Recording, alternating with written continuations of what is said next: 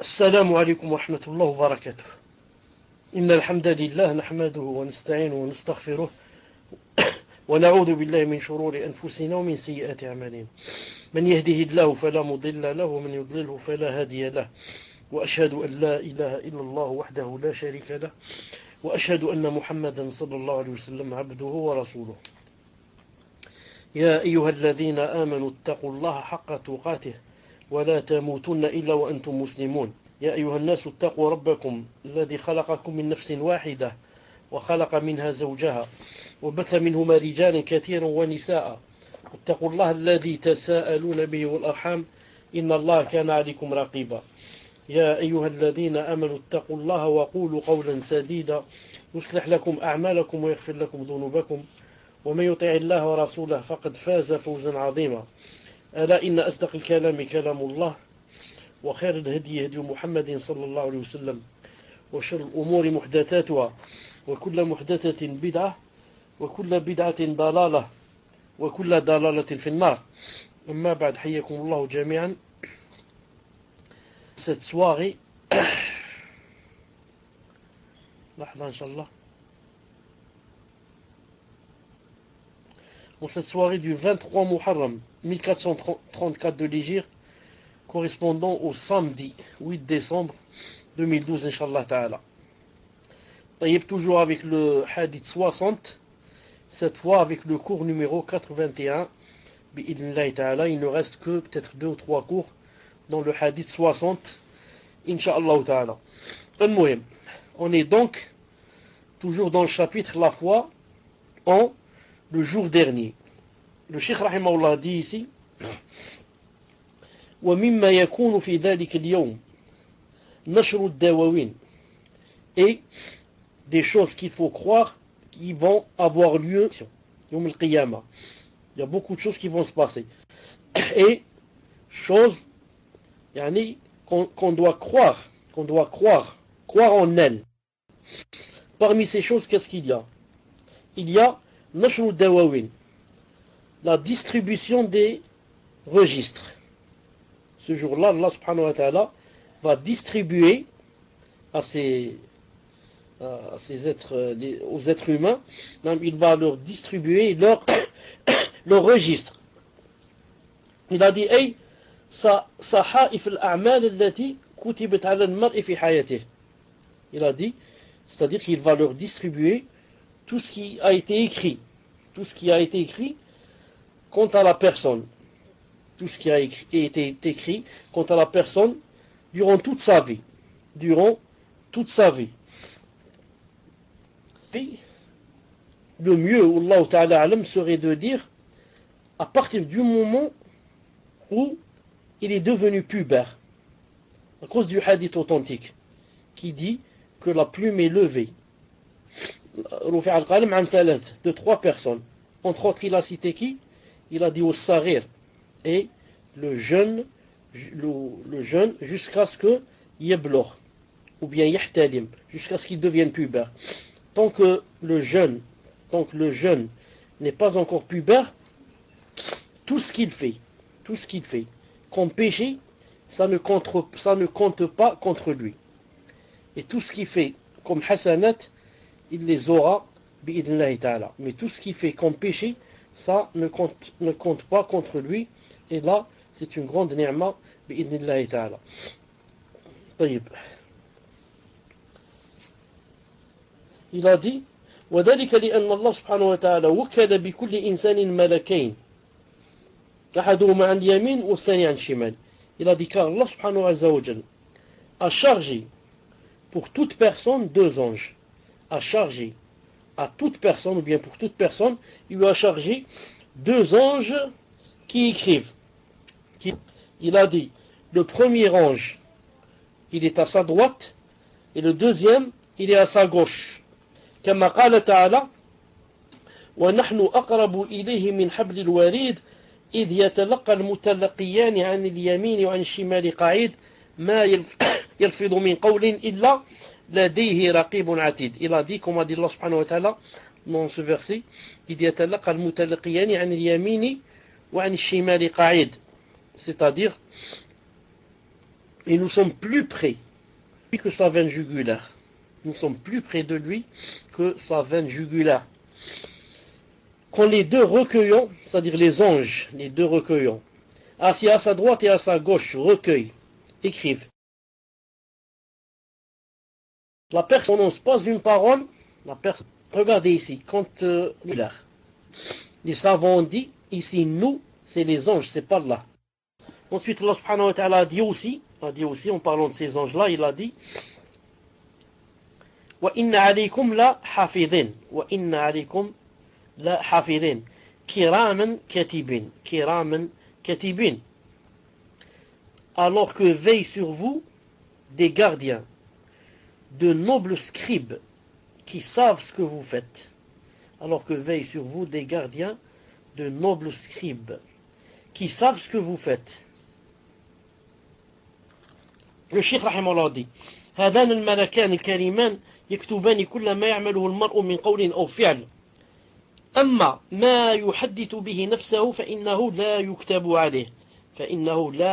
عليه لأن النبي صلى الله عليه وسلم قال إن الله تجاوز لأمتي ما حدثت به أنفسها ما لم تعمل. Écrivent tout ce que fait la personne. Écrivent tout ce que fait la personne, que ça soit tout ce qu'ils disent, tout ce que dit la personne, ou que ça soit tout ce que fait la personne.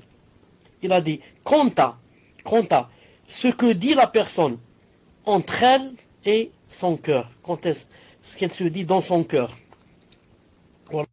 Lorsqu'elle se dit entre elle et sa tête à l'intérieur de son nefs, il a dit, quant à ça, ça ne s'écrit pas. Ça ne s'écrit pas. Alhamdoulilah, tout ce qu'elle se dit dans le cœur, Allah subhanahu wa ta'ala ne l'écrit pas contre toi. Mais il faut deux conditions. De ne pas le dire, ni le prononcer avec la langue. Il faut que ça reste au niveau du cœur. Le cheikh dit, il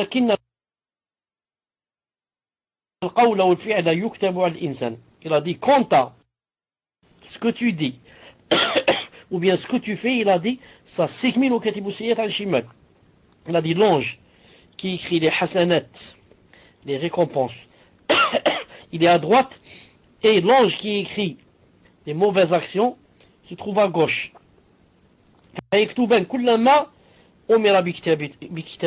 Alors ils écrivent tout ce qui leur a été ordonné d'écrire.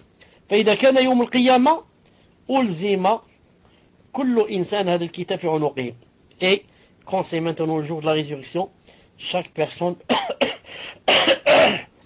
elle trouvera donc ce وكل إنسان ألزمناه طائره في عنقه ونخرج له يوم القيامة كتابا يلقاه منشورا وكل إنسان ألزمناه طائره في عنقه ونخرج له يوم القيامة كتابا يلقاه منشورا. Et au cou de chaque homme et femme bien sûr, hommes et femmes, et au cou de chaque homme, nous avons attaché son œuvre. C'est-à-dire un livre où c'est écrit tout ce qu'il faisait et tout ce qu'il parlait. Et au jour de la résurrection, nous lui sortirons un écrit, un livret, qu'il trouvera déroulé devant lui. Naam. Donc, naam, de tout ce que vous faisiez. Tout ce qu'on dit, tout ce qu'on fait, il y a la photocopie, si je puis dire, de cela dans ce livret chez Allah subhanahu wa ta'ala. Naam. Ensuite, et le jour de la résurrection, on va lui ouvrir ce livre et on va lui dire Iqra kitabaka. On va lui dire Iqra kitabaka. Kafa bi nafsika al-yawma alayka hasiba. On va lui dire lis ton écrit. Lis ton écrit ou bien ton livret. Lis ton écrit. Aujourd'hui, tu te suffis d'être ton propre comptable. Lis ton écrit. Aujourd'hui, tu te suffis d'être ton propre comptable. Yani, lis et dis-nous. Dis-nous, est-ce que tu as trouvé qu'il y a quelque chose, par exemple, que tu n'as pas fait et qui est dans le livre? Est-ce que quelqu'un a été injuste avec toi? Est-ce que quelqu'un a ajouté? Est-ce que quelqu'un a ceci, cela? Naam. Et même les bonnes actions. Lis et regarde, est-ce que tu trouves qu'il y a une bonne action qui manque? Est-ce que un jour tu as donné une aumône ou là, elle n'a pas été inscrite? Est-ce qu'un jour tu as fait une salade, elle n'a pas été inscrite? Regarde. Naam, dans ce livre, il ne manque rien. Il ne manque rien. طيب هذا الكتاب المنشور من الناس من يأخذه بيمينه ومن الناس من يأخذه بشماله. Le Cheikh Rahimahullah dit, ce livret qu'on a autour du cou et que Yom al-Qiyamah, Allah Ta'ala va le dérouler et le montrer à chaque personne, il a dit, il y a des gens qui Yom al-Qiyamah vont le prendre de la main droite et il y a des gens Yom al-Qiyamah qui vont le prendre de la main gauche, Ensuite le Cheikh dit, il a dit, quant à celui qui va le prendre avec la main droite. Ensuite le Cheikh dit, le Cheikh dit, je demande à Allah Ta'ala qu'il fasse qu'on soit deux, c'est-à-dire de ceux qui prennent le livre de la main droite. Je dis amin. Donc cette personne qui va prendre le livre ou le livret de la main droite, qu'est-ce qu'elle va dire aux gens? Elle va dire, comme a dit Allah Ta'ala, il va dire aux gens, tenez, lisez. Quant à celui à qui on aura remis le livre dans sa main droite, qu'est-ce qu'il va dire? Tenez, lisez mon livre. Il va dire à qui? Tu veux le montrer à toute ta famille, à tous les gens qui sont devant toi. Regardez, yani, mon diplôme. Regardez, comme on dit, yani, avec quelle mention j'ai eu le diplôme. Mention très bien, mention très honorable, mention ceci. Tellement la personne est contente qu'elle veut montrer aux gens. La même chose. Il va dire aux gens, tenez, lisez mon livre. Masha'Allah, alhamdoulilah. Elle est très contente la personne. Allah Ta'ala a dit que, pour cette personne qui a pris le livret avec la main droite, elle dira aussi, j'étais sûr d'y trouver mon compte. J'étais sûr d'y trouver mon compte. Donc, ce livret, pour que tu le prennes de la main droite, il faut deux choses. Être sûr qu'il y a ce livret, il y a donc le jour de la résurrection. Donc les kuffars, etc., qui ne croient pas en ça, ils vont le prendre de la main gauche. Ils vont le prendre de la main gauche. Et pour le prendre de la main droite aussi, il faudrait être parmi ceux qui étaient croyants et qui faisaient beaucoup d'efforts pour obéir à Allah subhanahu wa ta'ala. Donc il va dire, j'étais sûr d'y trouver mon compte. Allah ta'ala alors dira de celui qui prendra le livre de la main droite, il jouira alors d'une vie agréable dans un jardin haut placé, dont les fruits sont à la portée de la main. Allah Ta'ala va leur dire, ou bien les anges, mangez et buvez agréablement pour ce que vous avez avancé dans les jours passés. Donc cette personne qui a pris le livre de la main droite, puisse Allah subhanahu wa ta'ala faire de sorte qu'on prenne notre livre de la main droite. Allah Ta'ala dit, il jouira d'une vie agréable dans un jardin haut placé, dont les fruits sont à la portée de la main. Les fruits dans le paradis, c'est pas la peine de grimper les arbres. Tu ne grimpes pas les arbres, d'ailleurs les arbres là qui font peut-être 1 ou 2 kilomètres de hauteur. Non, mais Allah subhanahu wa ta'ala avec sa grande sagesse a fait de sorte que les branches sont disons tendues vers le bas. Les branches descendent jusqu'à la portée de la main ou alors peut-être jusqu'à la portée de la bouche. Non. C'est pour ça qu'il a dit ici, les fruits sont à la portée de la main. Mangez, buvez agréablement pour ce que vous avez avancé dans les jours passés. Mangez, buvez, profitez maintenant. Pourquoi? Pour ce que vous avez avancé dans les jours passés. Quels jours passés? Quand tu étais dans cette dunya, tu as avancé. Donc celui qui, dans cette dunya, n'a pas avancé, n'a pas préparé, il ne trouvera pas ce jour-là ses fruits et ce jardin au placé. Car il a dit, buvez et mangez agréablement, mangez et buvez pour ce que vous avez avancé dans les jours passés, pour le bien que vous faisiez, pour les prières que vous faisiez, pour l'aumône que vous donniez, pour la prière de la nuit que vous faisiez, pour les jours. Pourquoi? Alors la récompense, ça demande quoi? Ça demande des efforts, ça demande de faire des choses pour être gratifié ce jour-là. Pour celui qui va quoi? Il va prendre le livre de sa main gauche. Quant à celui qui va prendre le livret de sa main gauche, qu'est-ce qu'il va dire? فَيَقُولُ يَا لَيْتَنِي لَمْ أُوتَ كِتَابِيَّ وَلَمْ أَدْرِ مَا حِسَابِيَّ. Quant à celui à qui on va remettre le livre en sa main gauche, il va dire malheur pour moi, malheur pour moi. Ensuite, il va dire j'aurais souhaité qu'on ne m'ait pas remis mon livre, et j'aurais souhaité ne pas avoir connu mon compte. Non. Il souhaite quoi? Il souhaite qu'on ne lui remette pas son livre. Car ce livre, c'est quoi? C'est des preuves contre toi. Non. Celui auquel on remet le livre est de la main gauche, il est plein de preuves et de délits indubitables qu'on ne peut pas réfuter contre la personne. C'est plein à l'intérieur de péchés. Tous les péchés qui ont été faits ont été inscrits, du plus petit au plus grand. Donc la personne souhaite, elle va dire au moins si je n'avais pas ce livre-là, si on ne me l'avait pas remis. Car la personne oublie les milliers et les millions de péchés qu'elle fait. Mais quand elle va lire le livre, elle va s'étonner, elle va dire subhanallah, il n'y a pas un péché qui a été omis, qui a été oublié. Il commence à se rappeler. Oui, c'est vrai, j'ai fait ça, j'ai fait ça, j'ai fait ça, j'ai fait ça.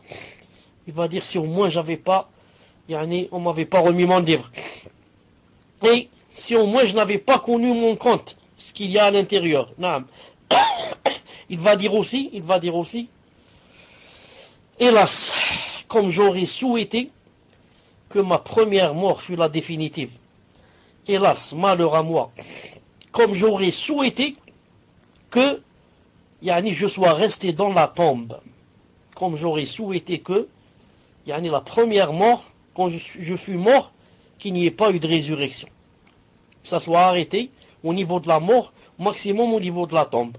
C'est pour ça que, dans le hadith authentique que vous connaissez, que le défunt, quand il sera dans la tombe, et que si c'est un croyant, après avoir bien répondu aux 3 questions, qu'est-ce qu'il va dire aux 4? On va lui ouvrir une porte vers l'enfer. Quand il va avoir peur, on va lui dire n'aie pas peur. Voilà ce dont Allah subhanahu wa ta'ala t'a sauvé. Et regarde, on va lui ouvrir une porte vers le paradis. Et on va tapisser sa tombe de tapis de paradis. Et on va l'élargir à peu près 35 mètres. À peu près. Et là, qu'est-ce qu'il va dire? Il va dire Ya Rabbi aqim sa'a. Il va demander à Allah subhanahu wa ta'ala de quoi? De faire de sorte que la résurrection soit maintenant si c'est possible. Pourquoi? Car khlas, il a eu la certitude que il a gagné. Alhamdulillah. On m'a annoncé toutes ces bonnes nouvelles. Donc, on m'a déjà montré ma place au paradis. Donc, témoin du cours. Quant au kafir, qu'est-ce qu'il va dire? Quand on va lui montrer tout ce qu'il attend, le feu, etc., il va demander à Allah subhanahu wa ta'ala de ne pas quoi? De ne pas faire venir le jour de la résurrection. Il va demander, si c'est possible, qu'il n'y ait pas de jour de résurrection. C'est pour ça qu'il a dit ici, hélas, comme j'aurais souhaité que ma première mort fût la définitive, comme j'aurais souhaité qu'il n'y ait pas de résurrection. Non. Ensuite, il va dire ce que Allah Ta'ala a cité de lui, qu'il va dire, celui qui prend le livre et sa main gauche, il va dire aussi, ma fortune ne m'a servi à rien. Ma fortune, mes biens, mes milliards, mes millions de dollars ne m'ont servi à rien. Ensuite, il va dire aussi, mon autorité est anéantie et m'a quitté. Mon autorité est anéantie et m'a quitté. Halaka anni sultaniya. Naam. Ensuite, Allah subhanahu wa ta'ala va dire que, bon, alors mettez-lui un carcan et emmenez-le à la fournaise et un châtiment douloureux, a'udhu billah. Al-muhim. On va revenir maintenant,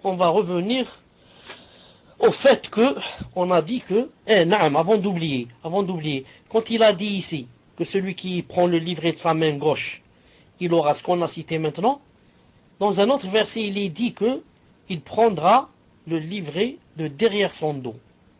Les savants ont dit il n'y a pas de contradiction entre les deux choses. Car Yom al-Qiyamah, il n'y a que deux sortes comment prendre le livre. Ou bien on le prend de la main droite, c'est pour les croyants, ou bien on le prend de la main gauche, de la main gauche et du dos pour les kuffars. Comme la main gauche et du dos, on a dit que il met de sa main gauche, il va rentrer sa main comme ça dans son ventre jusqu'à ce qu'elle sorte de son ventre, de son dos, pour qu'il prenne son livre. Comme ça on dit les savants. Il n'y a pas de contradiction. Il prend sa main gauche, il la rentre dans son ventre, il la fait sortir de l'autre côté pour qu'il prenne le livre de sa main gauche et en même temps de derrière son ventre. Son dos. Pourquoi derrière son dos? Pourquoi derrière son dos? Pourquoi Allah Ta'ala veut lui donner son livre derrière son dos? Parce que ici, dans cette dunya, il a mis ce livre derrière son dos. Dans cette vie, dans ce bas monde. Est-ce qu'il appliquait ce qu'il y avait dans le Coran? Ça l'intéressait pas ce qu'il y avait dans le Coran. Donc qu'est-ce qu'il a fait du Coran? Il l'a jeté derrière son dos. Ça ne veut pas dire que je vais acheter un Coran et je vais le jeter derrière mon dos. Non. Mais toute personne qui n'applique pas le Coran, ça veut dire qu'elle l'a jeté derrière son dos. Donc Allah Ta'ala va te dire Yom al-Qiyamah, œil pour œil. Maintenant, tu vas prendre ton livre derrière ton dos comme tu l'as jeté dans la vie derrière le dos. Non. Donc on va revenir maintenant. On va revenir à lorsqu'on parlait de Kitaba, parlait de les anges qui écrivent bi'idhnillahi ta'ala. Le Cheikh Rahimallah dit, sauf que cette fois, Inch'Allah ta'ala, je suis en train de lire de l'Aqid al-Wasitiyya. L'Aqid al-Wasitiyya, page 506. Pourquoi? Parce que ce qu'il y a dans l'Aqid al-Wasitiyya de ce qu'a dit Cheikh Ibn Uthaymin Rahimahullah, c'est plus ample. C'est plus ample que ce qu'il a dit dans Riyad Salihin. C'est pour ça que je vais lire un peu de l'Aqid al-Wasitiyya. Il a dit وَالْكِتَابَةُ فِي صَحَائِفِ الْأَعْمَالِ إِمَّا لِلْحَسَنَاتِ وَإِمَّا لِلسَّيِّئَاتِ. Il a dit ce qu'on écrit, ou bien ce qu'écrivent les anges, dans ce livret-là, qui sera attaché au cou, c'est ou bien les récompenses, ou bien, disons les péchés, ou bien les bonnes œuvres, ou bien sayyi'at, ou bien les péchés qu'on aura, والذي يكتب من حسنات ما عمله الإنسان وما نوى وما هم به فهذه ثلاث أشياء. Et donc il faut bien suivre avec moi ce qu'on écrit sur ce livret, ou bien ce qu'on fait de bien, ou bien ce qu'on fait de mal. C'est clair ça. Maintenant ce qu'on fait de bien, on va écrire, ou bien on va écrire ce que fait la personne, وما نوى, et ce qui était au niveau de l'intention, et et ce qu'il y avait comme aspiration. Trois choses. Ça c'est pour les hasanat, pour les anges qui écrivent les hasanat. Ils écrivent ces trois choses. Ce que tu fais et ce que tu as eu l'intention de faire, et que tu n'as pas fait. Et troisièmement, les choses à laquelle tu as aspiré, c'est tout. Tu as aspiré, comme ça tu t'es parlé dans ton cœur, c'est tout. Et quand je dis aspiration, ça veut dire moins que l'intention. L'intention, c'est, tu as l'intention, tu dis demain, je vais faire telle chose, demain, je vais donner l'aumône, demain, ça s'appelle intention. Mais aspiration, c'est seulement tu as parlé de choses comme ça, et c'est resté comme ça, dans ton esprit. Ces trois choses, le Cheikh Rahimahullah dit, va les écrire. فَأَمَّا مَا عَمِلَهُ فَظَاهِرٌ أَنَّهُ يُكْتَبُ. Quant à ce que la personne a fait, le Cheikh Rahimahullah dit, c'est clair que ça va être écrit dans le livret. Ça c'est clair, c'est pas la peine de parler beaucoup, c'est clair. Tout ce qu'on va faire, ça va être écrit sur le livret, elle dit c'est clair. وَأَمَّا مَا نَوَى. Quant à ce qu'il a eu dans l'intention de faire, il a eu dans l'intention de faire, فَإِنَّهُ يُكْتَبُ لَهُ.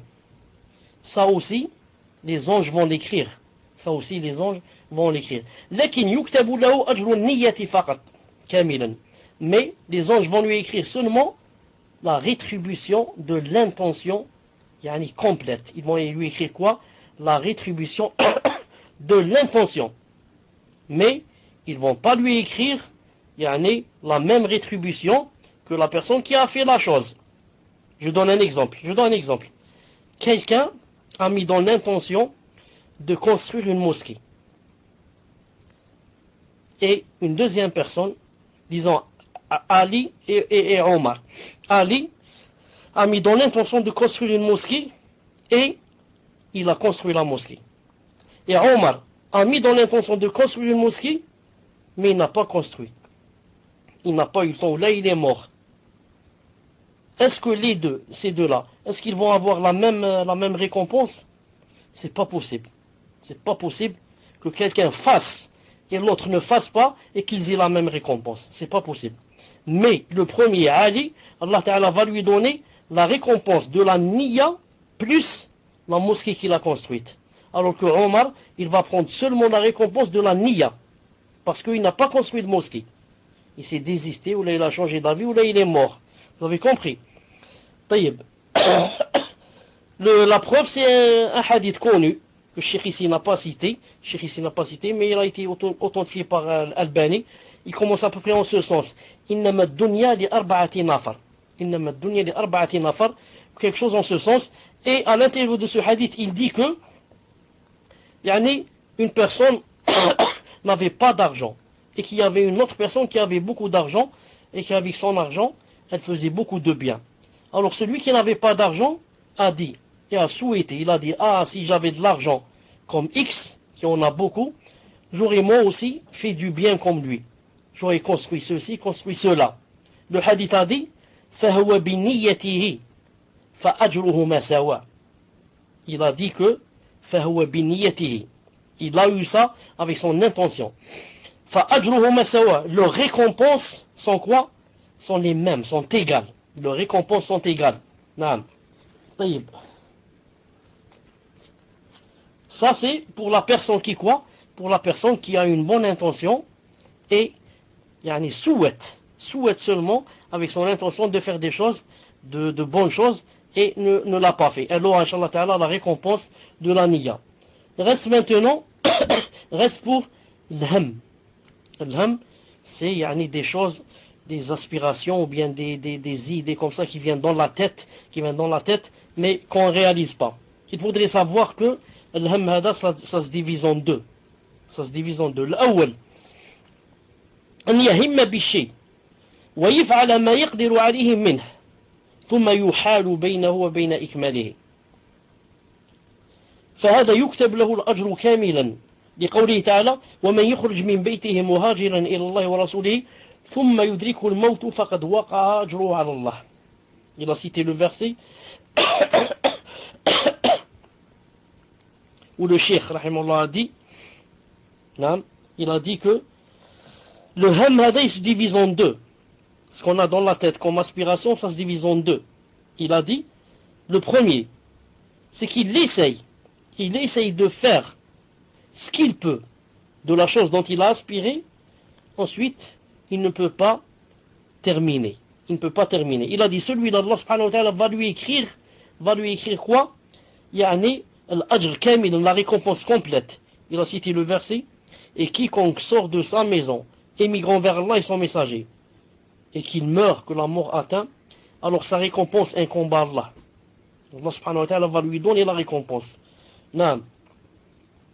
Le cheikh dit, وَهَذِي بُشْرَى لِي طَالَبَةِ الْعِلْمِ. وَهَذِي بُشْرَى لِي طَالَبَةِ الْعِلْمِ. Il a dit, c'est vraiment une bonne nouvelle. Le cheikh dit, c'est vraiment une bonne nouvelle, une grande nouvelle pour les étudiants en sciences religieuses.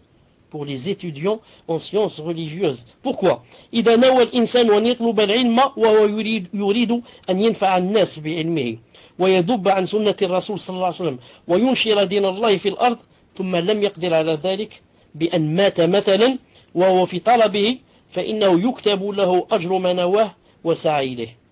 Il a dit, par exemple, quelqu'un qui a dans l'intention de faire demander la quête de la science fi sabilillah. Il a dit, avec l'intention que c'est pour propager cette science, masha'Allah, et pour être utile aux gens, et pour il a dit pour il a dit quoi aussi,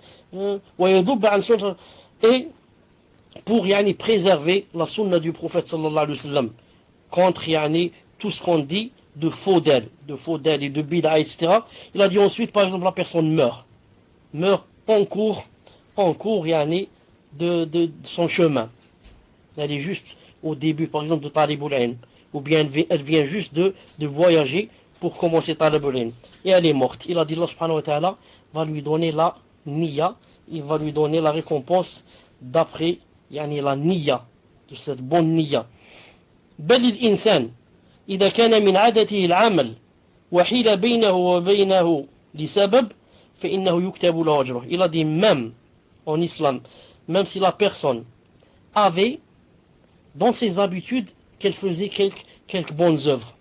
Ensuite, il y a eu quoi? Il y a eu un empêchement. Il a dit même dans ce cas, Allah subhanahu wa ta'ala lui écrit comme s'il avait fait cette bonne œuvre. D'après le hadith authentique rapporté dans le Bukhari, que le prophète sallallahu alayhi wa sallam a dit إذا مرض العبد أو سافر. Il a dit si jamais la personne tombe malade ou bien voyage كتب له مثل ما كان يعمل مقيما صحيحا. On va lui écrire comme s'il était quoi? مثل ما كان يعمل, comme ce qu'il œuvrait quand il était dans son pays avant de voyager et quand il était en bonne santé. Non, il a dit, c'est pour cela que, alhamdoulilah, regardez la différence entre la personne qui quoi? La personne qui, par exemple, lorsqu'elle est en bonne santé, elle fait de bonnes œuvres. Non. Celle-là, si jamais elle tombe malade, Allah subhanahu wa ta'ala va lui écrire quoi? Va lui écrire des choses qu'elle ne peut plus faire. Par exemple, elle avait l'habitude de jeûner chaque lundi et jeudi. Ensuite, elle est tombée malade. Elle n'a pas jeûné le lundi et le jeudi. Allah ta'ala va lui écrire que c'est comme si elle avait jeûné lundi et jeudi. Pourquoi? Car elle avait dans ses habitudes de faire cela. Ensuite, il y a eu un empêchement. Celui, par exemple, qui a l'habitude de faire les rawatib, les 12 rak'at. Ensuite, par exemple, il va en voyage. Vous savez qu'en voyage, on ne fait pas les rawatib. On fait seulement salat al-fajr et l'huître. Et si on veut qiyam layl, si on veut d'autres nafila, pas les rawatib, al-duha. Il a dit, si jamais maintenant, quelqu'un voyage, il laisse les rawatib, Allah subhanahu wa ta'ala va lui écrire la niya. Pourquoi? Parce que quand il était ici, il faisait, tout ce qu'il faisait, Allah ta'ala va le lui écrire quand il sera en voyage. Il a dit ça, c'est une ni'ma d'Allah subhanahu wa ta'ala. Ensuite, il a dit, et la troisième, القسم الثاني أن يهم بالشيء ولا يفعله مع القدرة عليه فيكتب له به حسنة كاملة. Maintenant, la personne, par exemple, elle a parlé dans sa tête, ou bien entre elle-même et son âme. Elle a dit, par exemple, je voudrais, par exemple, donner demain, par exemple, 10 euros à quelqu'un, ou bien aider quelqu'un. Ensuite, il va pas le faire. Le Cheikh rahimahullah dit, فَيُكْتَبُ لَهُ بِهِ حَسَنَةً كَامِلَةً. Ensuite, Allah subhanahu wa ta'ala va lui écrire une hasana pour cette niya. Même si quoi? Même si c'est lui qui s'est désisté. C'est-à-dire, a dit, il a changé d'avis. Regardez, par exemple, des fois, la personne dit, je veux aider, par exemple, mon voisin. Comme ça, il dit, dans sa tête, il dit, je veux aider mon voisin, il est pauvre, etc. Je vais lui donner, par exemple, 1000 dinars. Ensuite, le lendemain, quand il se réveille, il change d'avis. Il dit, je préfère acheter des souliers. Ou bien je préfère faire autre chose avec cet argent. Subhanallah al-Azim. Allah subhanahu wa ta'ala va lui écrire quoi? Va lui écrire au moins la hasana de la niya. Et la hasana, vous savez que ça se multiplie par 10. Déjà le fait, pourquoi il t'a écrit? Tu n'as rien fait. Si tu as fait quelque chose, tu as fait avec ton cœur. Non, il y a en islam, il y a a'mal qulub. Naam. Tu as fait avec ton cœur. Il y a aqwal qulub et a'mal qulub. Avec ton cœur, tu as fait quelque chose. Qu'est-ce que tu as fait? Tu as dit, je voudrais aider mon voisin. Déjà cela, ça te donne bi'idhnillahi ta'ala au moins une hasana qui va être multipliée par 10. Qu'en est-il maintenant si vraiment demain en se levant, tu vas lui donner C'est la chose dont yani, tu avais décidé de donner. Amma siyat, tout ça c'était pour le hasanat, c'était pour les bonnes œuvres. Là, maintenant voyons pour les mauvaises œuvres siyat. Il a dit فإنه يكتب على الإنسان ما عمله. D'abord, premièrement, tout ce que fait la personne comme mauvaise chose, ça va être écrit comme lui. L'ange du côté gauche est dans le verset où Allah subhanahu wa ta'ala a dit ما يلفظ من قول إلا لديه رقيب عتيد. رقيب عتيد, ce ne sont pas deux noms. Il y a des gens qui croient qu'il y a deux anges, quelqu'un qui s'appelle Raqib et quelqu'un qui s'appelle Atid. C'est pas vrai. Ce ne sont pas des anges, ce sont pas des noms, mais ce sont des attributs. L'un est Raqib, comment qu'il est, et l'autre est Atid. Mais ce ne sont pas des noms, ils ne s'appellent pas comme ça. Taïb, je disais, chaque mauvaise chose que l'on fait, l'ange de la gauche écrit la mauvaise chose. Ça, c'est pour ce qu'on fait. طيب الأول واضح. الثاني maintenant, si la personne décide dans sa tête, disons dans son esprit, de faire une mauvaise chose, ensuite elle ne la fait pas. La pire chose dans son cœur, elle se dit par exemple, demain je vais voler la banque, ou bien demain, je vais faire zina, ou bien boire de l'alcool. Ensuite, il ne va pas le faire. On va voir. Car ça a besoin de détails. Si la personne a délaissé cette mauvaise action et ne l'a pas faite, à cause qu'elle n'a pas pu la faire. Elle a voulu la faire et elle n'a pas pu. Dans ce cas, Allah subhanahu wa ta'ala va lui écrire, comme si il avait fait la chose. Pourquoi? Parce qu'il a souhaité de faire la chose et il a fait des efforts. Il a fait des efforts pour la faire, mais il n'est pas arrivé. Exemple, il a dit demain, je vais boire l'alcool. Et il s'est levé, il est allé pour aller au bar. Quand il est arrivé au bar, il a trouvé le bar, fermé. Il est revenu à la maison, il n'a pas bu d'alcool.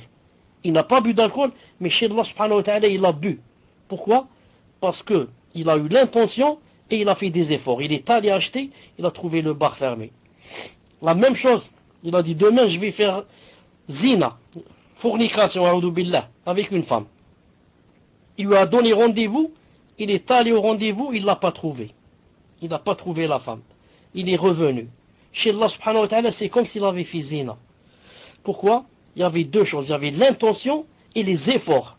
Les causes, l'asbab. Il a fait l'asbab pour faire. Il n'est pas arrivé. Quel est le dalil?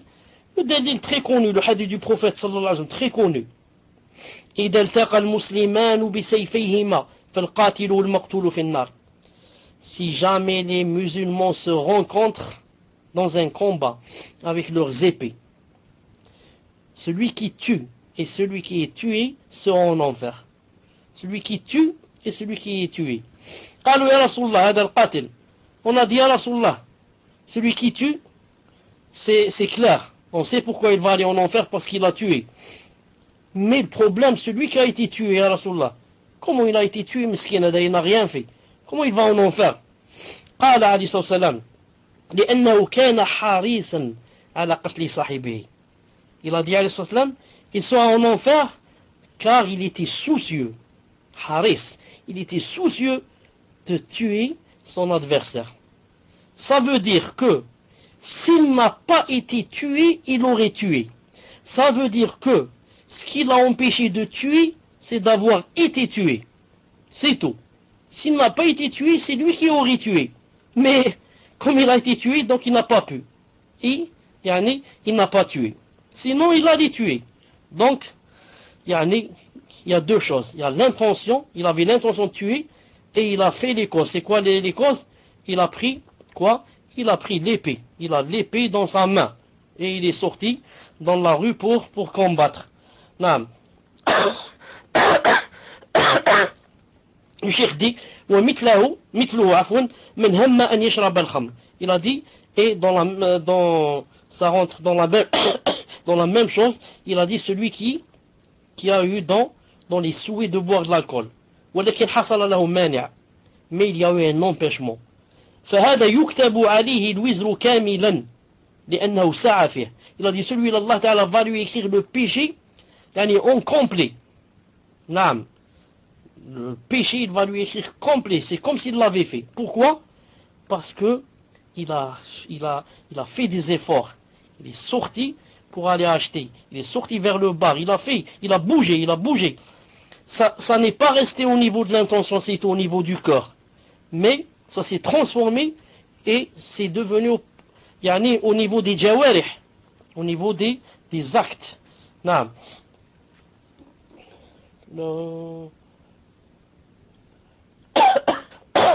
Donc ça, je répète, ça c'est pour celui qui a souhaité une mauvaise action et ne l'a pas faite par empêchement. Mais si maintenant une personne a souhaité de faire une mauvaise action, ensuite ne l'a pas faite, l'a délaissée pour le visage d'Allah subhanahu wa ta'ala, dans ce cas au contraire elle aura quoi? Elle aura la hasana. Pourquoi? Comme a dit Allah subhanahu wa ta'ala, tarakaha, yani sayyi'a, tarakaha min jarra'i, wa fi riwaya min jarra'i, à cause de moi. Non. Pourquoi donc il a voulu faire quelque chose de mal, ensuite il l'a délaissé. Il l'a délaissé pourquoi? Pour Allah. Le fait de délaisser une chose pour Allah subhanahu wa ta'ala, c'est quoi? C'est une obéissance donc. Donc ça s'inscrit chez Allah subhanahu wa ta'ala. Ça s'inscrit chez Allah subhanahu wa ta'ala comme hasanat. C'est une personne qui a un rendez-vous avec une femme pour aller faire zina, a'udhu billah. Ensuite, après avoir pris le rendez-vous, etc., qu'est-ce qu'il fait?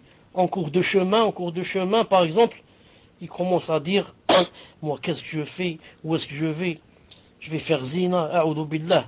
Moi qui prie, moi ceci, moi cela. Et demain, qu'est-ce que je vais dire à Allah? Ensuite, la zina, c'est seulement 5 ou 10 minutes. Ensuite, les grands regrets, les remords, les ceci, a'udhu billah. Zina, c'est haram, je fais pas. A'udhu billah, mais il revient à la maison. Celui-là, Allah subhanahu wa ta'ala va lui écrire hasana, au moins une hasana, au moins, sinon 10. Souvenez-vous le hadith des 3 personnes qui sont rentrées dans la grotte et dans le rocher est venu leur boucher la sortie de la grotte. L'un des 3, qu'est-ce qu'il a dit? Allahumma innaka ta'lam annahu kanat li ibnata am. Ya Allah, vous saviez que j'avais quoi? J'avais une cousine. Et que cette cousine, je l'ai vraiment aimée, etc. Et que elle me demandait de l'argent, j'ai pas voulu lui donner, et qu'un jour, elle était vraiment dans les problèmes et dans le besoin. Alors j'ai profité de l'occasion pour lui dire quoi? Quand elle me demandait de l'argent, je lui ai demandé qu'elle me laisse faire le haram. Et il a dit que, et à la dernière minute, qu'est-ce qu'elle lui a dit la femme? Elle lui a dit ittaqillah. Ittaqillah. Ne fais cette chose que dans le halal, que dans le mariage. Il a dit, il s'est levé et il lui a laissé 1000 dinars. 1000 dinars en or. Celui-là. Ensuite, il a fait des doigts. Il a dit à Allah, si j'ai fait ça, fais-moi une solution à mon problème. Le muhim. Celui-là, qu'est-ce qu'il a fait? Il rentre dans notre cas. Il a mis dans l'intention de faire zina avec elle. Il a fait des efforts. Il est parti vers elle. Il a même enlevé ses habits, etc. Et à la dernière minute, il s'est désisté. C'est désisté pourquoi? Elle lui plaisait pas. Il était fou d'elle. Sa cousine, il la connaît très bien. Mais il a eu peur d'Allah. À la dernière minute, quand elle lui a dit taqillah, ça lui a fait un déclic dans son cœur. Et il a eu peur et il a dit, je laisse cette chose, cette mauvaise action, je vais la laisser pour Allah subhanahu wa ta'ala. Et il a laissé la femme comme ça. Et il est parti chez lui. Donc, celui-là vraiment, Allah ta'ala, était ravi de lui. La preuve, même cette personne sait. Elle sait que ce qu'elle a fait, c'est quelque chose de vraiment bien. Dalil, elle a fait des doigts avec. Elle a dit à Allah, si ce que j'ai fait avec ma cousine vous a ravi, alors faites-moi une solution. Et la personne ne fait pas des doigts avec des choses qui sont pas bien. Ne dit pas, ya Allah, si j'ai bu de l'alcool, alors faites-moi une solution. Non. parce qu'il sait que c'est une bonne chose qu'il a fait quoi? Des doigts avec. Donc ça se voit que celui qui décide dans son cœur, qui souhaite de faire une mauvaise chose, ensuite la délaisse pour Allah subhanahu wa ta'ala, que quoi? Qu'il aura des récompenses. Naam, alhamdulillah.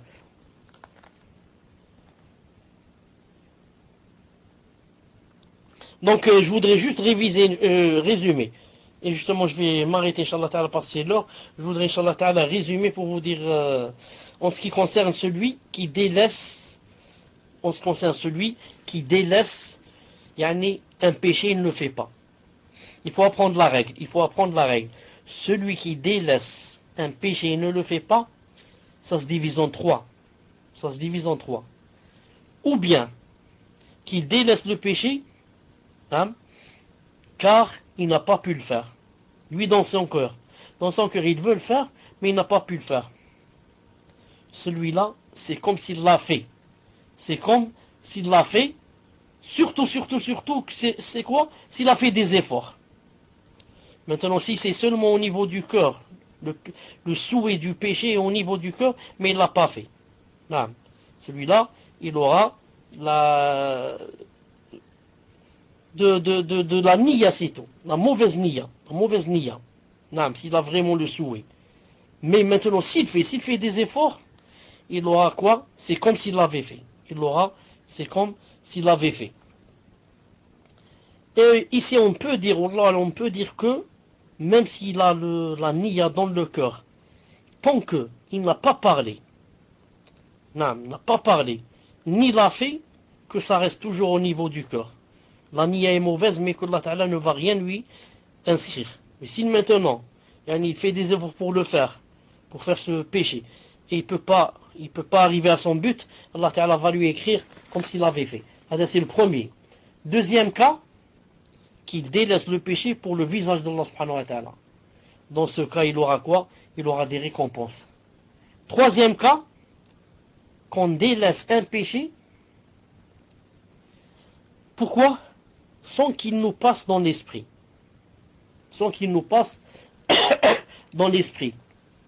Ou bien, je vais donner un exemple sans qu'il nous vienne dans l'esprit. Par exemple, maintenant, quelqu'un est assis chez lui, en train de boire un thé.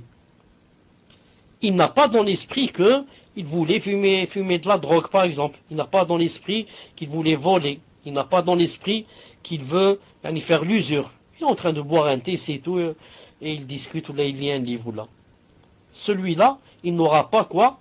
Il n'aura pas ni de récompense, ni de péché, pour ces choses-là.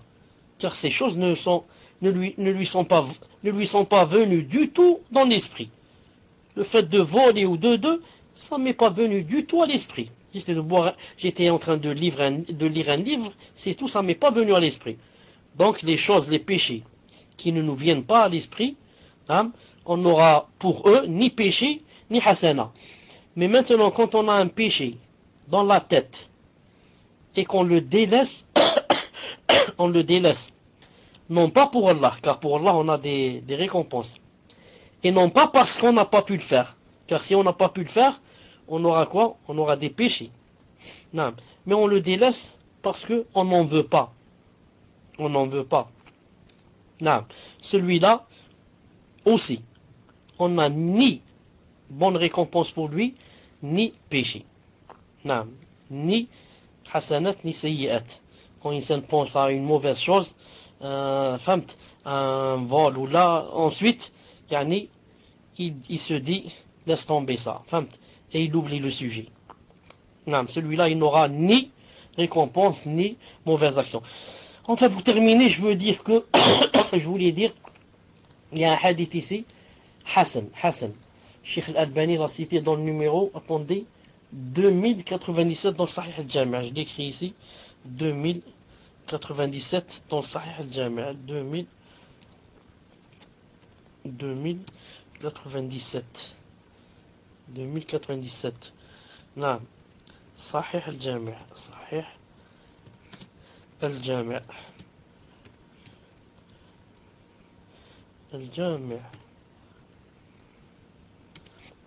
Donc, le Cheikh Al-Albani a cité un hadith dans Sahih Al-Jami' sous le numéro, sous le numéro 2097, où le prophète sallallahu alayhi wa sallam a dit Inna sahib al-shimali, que l'ange du côté gauche, l'ange qui se trouve dans le côté gauche,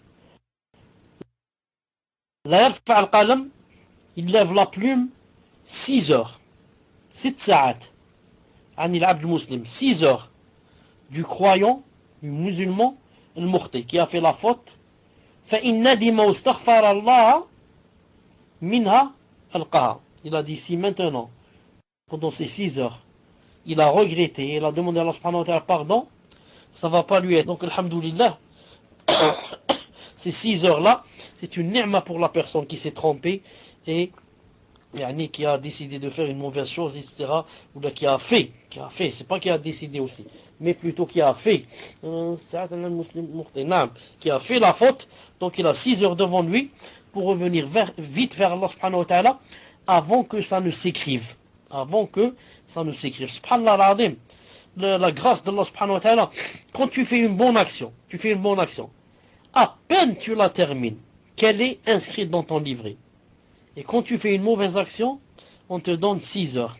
6 heures pour que tu réfléchisses, pour que tu reviennes vers Allah, pour que tu dises astaghfirullah, pour que tu dises je me suis trompé, ya Rabbi smahli. Tu as 6 heures, et si pendant ces 6 heures tu regrettes, elle ne sera pas inscrite dans ton livret. C'est une ni'ma kbira. C'est une grande ni'ma d'Allah subhanahu wa ta'ala. Quant à la hasana, à la bonne chose, dès que tu l'as fait, dès que tu l'as dit, elle est inscrite dans ton livre, alhamdulillah. Voilà pour aujourd'hui, inshallah ta'ala. Afwan pour le désagrément, car aujourd'hui j'avais la grippe, j'allais pas faire court. Non. Mais le soir comme ça, je sens que c'est mieux que hier, etc. Donc, alhamdulillah. Donc, subhanakallahumma wa bihamdik, shahadu an la ilaha amin, shahadu an la ilaha illa ant, astaghfiruka wa atubu ilayk. Donc, première question, Assalamu alaikum wa rahmatullahi wa barakatuh. À partir de combien de personnes sommes-nous concernés par la prière en groupe? Si la femme prie avec son mari, est-elle considérée en prière en groupe? Allah yashfikum ya Cheikh, et Allah vous accorde le firdaus pour tout ce que vous nous apportez. Tfadal Cheikh. Wa alaykum salam wa rahmatullahi wa barakatuh. Il y a certains savants qui ont dit que pour que ça soit la prière en groupe, il faudrait que ça soit 3, l'imam et 2 personnes avec lui. Mais ce n'est pas l'avis fort. L'avis fort, c'est 2 personnes. L'imam et une personne à sa droite. C'est ça l'avis l'arjah, bi'idnillahi ta'ala. Donc une femme, quand elle est à la maison et qu'elle est derrière son mari, ils ont fait bi'idnillahi ta'ala la prière en groupe. Naam, tfadlal. Wallahu ta'ala alam, tfadlal. Naam, cher, j'aimerais vous rappeler une chose. Comme vous avez pu le remarquer, je n'avais pas du tout de son pendant le cours. Il y a un problème, j'ai dû changer de pièce. Personne n'est présente ce soir. Et donc je me permets de vous le rappeler, puisque mercredi vous aviez dit de vous le rappeler dès le début des questions-réponses. Tfadal cher. Je vais l'aborder, inshallah ta'ala, juste après avoir répondu à la deuxième question. C'est quoi la deuxième question? Hadi wahda. Et deuxièmement, la personne qui est présente pour la question des djinns, est-ce que c'est un frère ou là une sœur? Tfadlal. La personne qui a posé la question, Achim, mon PV est ouvert. La personne qui a posé la question sur les djinns, c'est une sœur.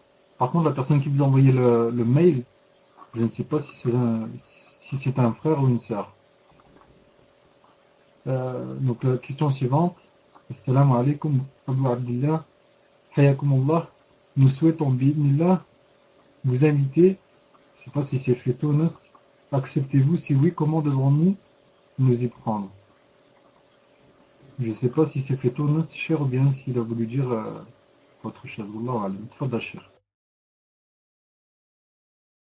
Non, mais il a voulu dire en Tunisie. Tunis, c'est la capitale de la Tunisie. Tu as compris? Ce frère qui, barakallahu fait pour son invitation, s'il est toujours là jusqu'à la fin du cours, s'il est toujours là jusqu'à la fin du cours, on se contacte après le cours. S'il est toujours là jusqu'à la fin du cours, on se contacte, Inch'Allah Ta'ala, après le cours. Si jamais j'oublie avant et je ferme le salon, il faut me le rappeler, bi'idhnillahi subhanahu wa ta'ala. Taïb. Maintenant une seconde, Inch'Allah Ta'ala, pour la question de la fois passée. La question de la fois passée sur sur le mort quand on le met dans la tombe, et est-ce que ce sont les djinns et les ins qui entendent, ou bien ce sont les djinns qui entendent. Et j'avais promis de répondre, Inch'Allah Ta'ala, je vais répondre, bi'idhnillah. Et pour pouvoir répondre, Inch'Allah Ta'ala, à cette question, je demande, Inch'Allah Ta'ala, aux admins de ne rien écrire sur le salon le temps que je réponde. Pourquoi? Car en écrivant, si vous écrivez des choses, donc il y a ce qu'on appelle, ça va monter. La question va monter en haut. Donc il ne faut rien écrire le temps que je réponde, Inch'Allah Ta'ala. Regardez, Inch'Allah Ta'ala, avec moi ce hadith. Regardez avec moi ce hadith.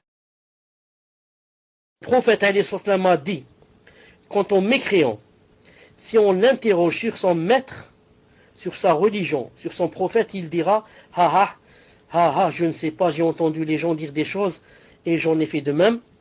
Alors, on lui assénera un coup avec une barre de fer et il lancera un cri que tout être entendra, à l'exception des djinns et des hommes. Le hadith, il est dans Bukhari et les autres. Donc ce hadith authentique prouve que quand on va frapper le mort dans sa tombe avec une barre de fer, que il lancera un cri que tout être entendra. Sauf deux êtres ne vont pas entendre. Qui? Les djinns et les hommes. Donc ces deux-là ne vont pas entendre. Donc vous avez remarqué le premier hadith. Regardez maintenant le deuxième hadith, ce qu'il dit. Le deuxième hadith, est-ce qu'il s'est affiché? Il commence par lorsqu'il se termine par foudroyer. Il commence par lorsqu'il se termine par foudroyer. Alhamdulillah. Hadith authentique. Chauffe le hadith ce qu'il dit.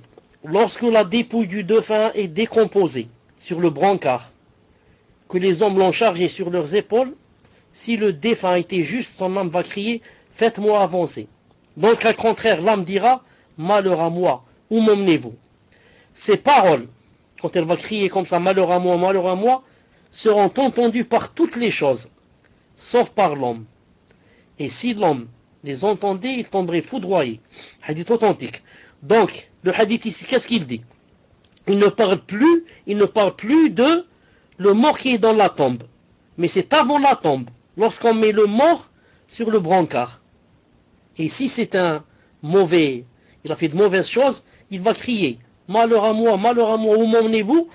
Son âme va crier. Il a dit, ces paroles seront entendues par toutes les choses, sauf par l'homme. Ça veut dire, les djinns ici vont l'entendre. Seulement l'homme ne va pas l'entendre. L'être humain n'entend pas. Mais les djinns vont entendre. Donc vous êtes d'accord avec moi? Pour le premier hadith, si c'est dans la tombe, on va dire que tout va entendre. Tout va entendre. Le supplice de la tombe, il a dit, sauf les djinns et les êtres humains, si c'est dans la tombe. Quant à, si c'est sur le brancard, avant la tombe, ce sont seulement les djinns qui vont entendre. Ce sont seulement les djinns qui vont entendre. Maintenant, regardez le troisième hadith et vous allez comprendre. Le troisième hadith, il commence par quand, il se termine par l'homme. Est-ce que vous m'entendez? Ici, c'est affiché, Muslim, c'est affiché. Regardez le troisième hadith. Quand on mécréant, si on l'interroge sur son maître, c'est-à-dire dans la tombe, sur sa religion, son prophète, il va dire, je ne sais pas, j'ai entendu les gens dire des choses et j'en ai fait de même. On va lui asséner un coup avec une barre de fer et il lancera un cri que tout être entendra à l'exception de l'homme. Vous avez remarqué ici, il a dit le de l'homme, alors qu'il fallait dire qui, quoi? À l'exception de l'homme et du djinn. Mais il a dit l'homme. Qui a dit ça? Cheikh Ibn Uthaymin, rahimahullah, dans son livre Riyad Salihin. Ça veut dire quoi? Ça veut dire que Cheikh Ibn Uthaymin, rahimahullah, a fait ce qu'on appelle une confusion en joignant entre deux hadiths. le premier qui parle de la tombe, ce sont les 3 premières phrases, quand on m'écrit, etc. Et il a confus avec l'autre hadith du brancard, où il est dit que, quand il va dire où m'emmenez-vous, que tout entendra, à l'exception de l'homme. Donc il a confus et il a mélangé entre 2 hadiths. Et ce qui est étonnant, c'est que Cheikh Ibn Uthaymin, rahimahullah, dans l'Aqida al-Wasitiyya, n'a pas confus. Mieux encore, il a corrigé à Ibn Taymiyyah. Car, si vous allez dire comment, Cheikh Ibn Uthaymin, rahimahullah, il confond. On va dire pourquoi il confond pas, rahimahullah. Pourquoi il confond pas? Il n'y a que le prophète, alayhi salam, qui est infaillible. Pourquoi il confond pas? D'ailleurs, si lui il confondait pas, pourquoi Cheikh al-Islam a confondu? Cheikh al-Islam, dans son livre, si vous allez lire le matn de l'Aqida al-Wasitiyya, il a confondu, rahimahullah. Et il a écrit le 3e hadith que je viens de citer ici. Il a dit, il entendra à l'exception de l'homme. Alors qu'il fallait dire à l'exception de l'homme et le djinn.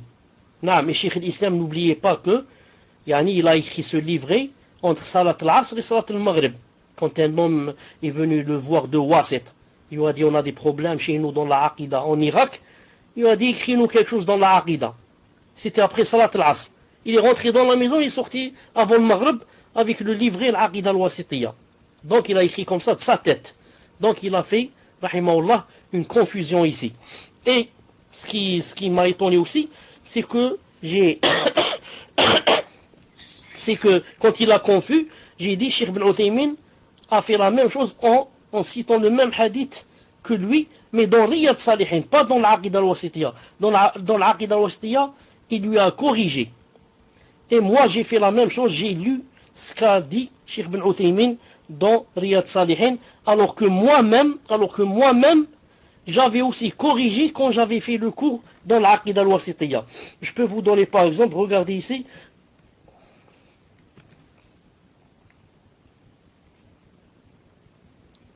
Regardez ça par exemple. Regardez par exemple, si vous allez sur mon site, si vous avez une fois du temps, vous allez sur mon site, 2e tome. Regardez l'Aqida al-Wasitiyya. 2e tome, cours numéro 2. Là, afwan. 2e tome. 2e tome, tome 2. Là, donc c'est la même chose. Cours numéro 22, à la 41e minute. J'ai parlé de ça. Et je l'ai ici devant moi. Attendez, si je trouve où c'est ça. C'est sur mon téléphone. Où est-ce que je peux trouver ça? Donc, je vois à peu près où c'est. Une seconde.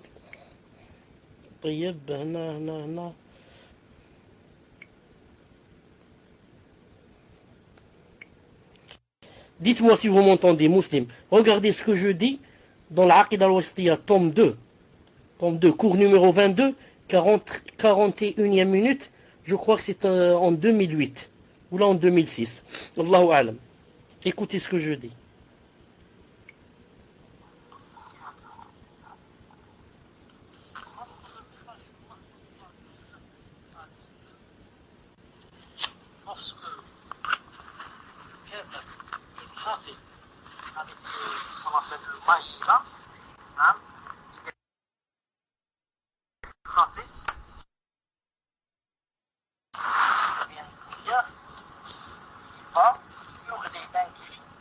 Mais si par contre tu dis non, Y, pour moi c'est un menteur, c'est pas un homme de confiance.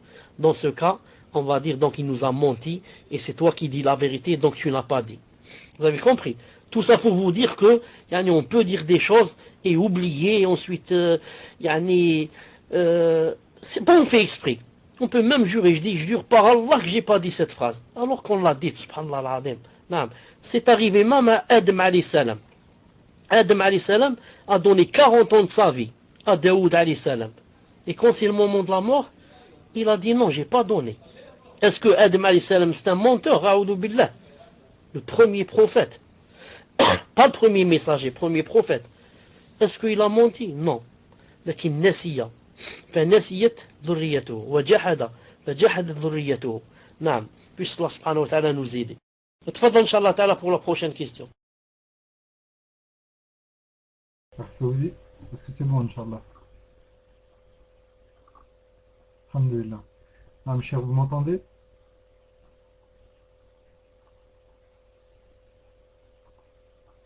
Par rapport à ce que vous avez dit, cher, justement, j'ai entendu une fois qu'on m'avait dit que l'homme, on l'appelait insan car il oublie.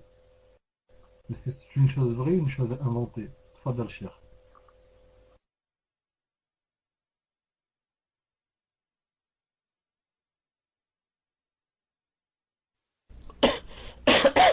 Muslim dit que certaines personnes disent que l'insan, ça vient du verbe nasiya, oubli. C'est pour ça qu'on l'appelle insan. Or, moi je dis que c'est pas vrai. Insan ne vient pas de nasiya, oubli, mais il vient du verbe anasa. Anasa,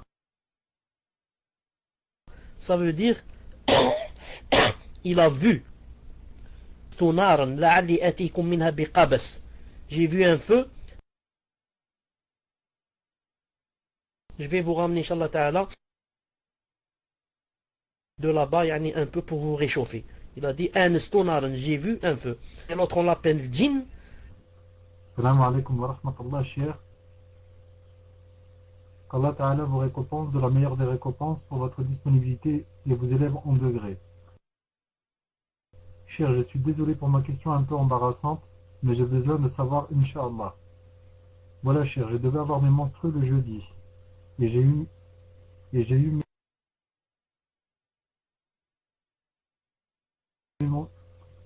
et je les ai eus, mais juste quelques traces. Puis comme je suis avec la prise de la pilule ou pas, Wallahu a'lam. Je voudrais savoir si je dois reprendre mes actes d'adoration et rattraper les prières de vendredi et samedi, ou si je dois attendre une semaine. Aussi, Il manquait un ou deux mots que j'ai pas entendu dans la question. Si c'est possible, barakallahu fik, de répéter. non, mes chers, sinon, comme on faisait sur le site, aussi bien les frères que les sœurs, de lui ouvrir le PV. Jazakumullah khairan. Tfadal, cher. Wa alaykum salam wa rahmatullah.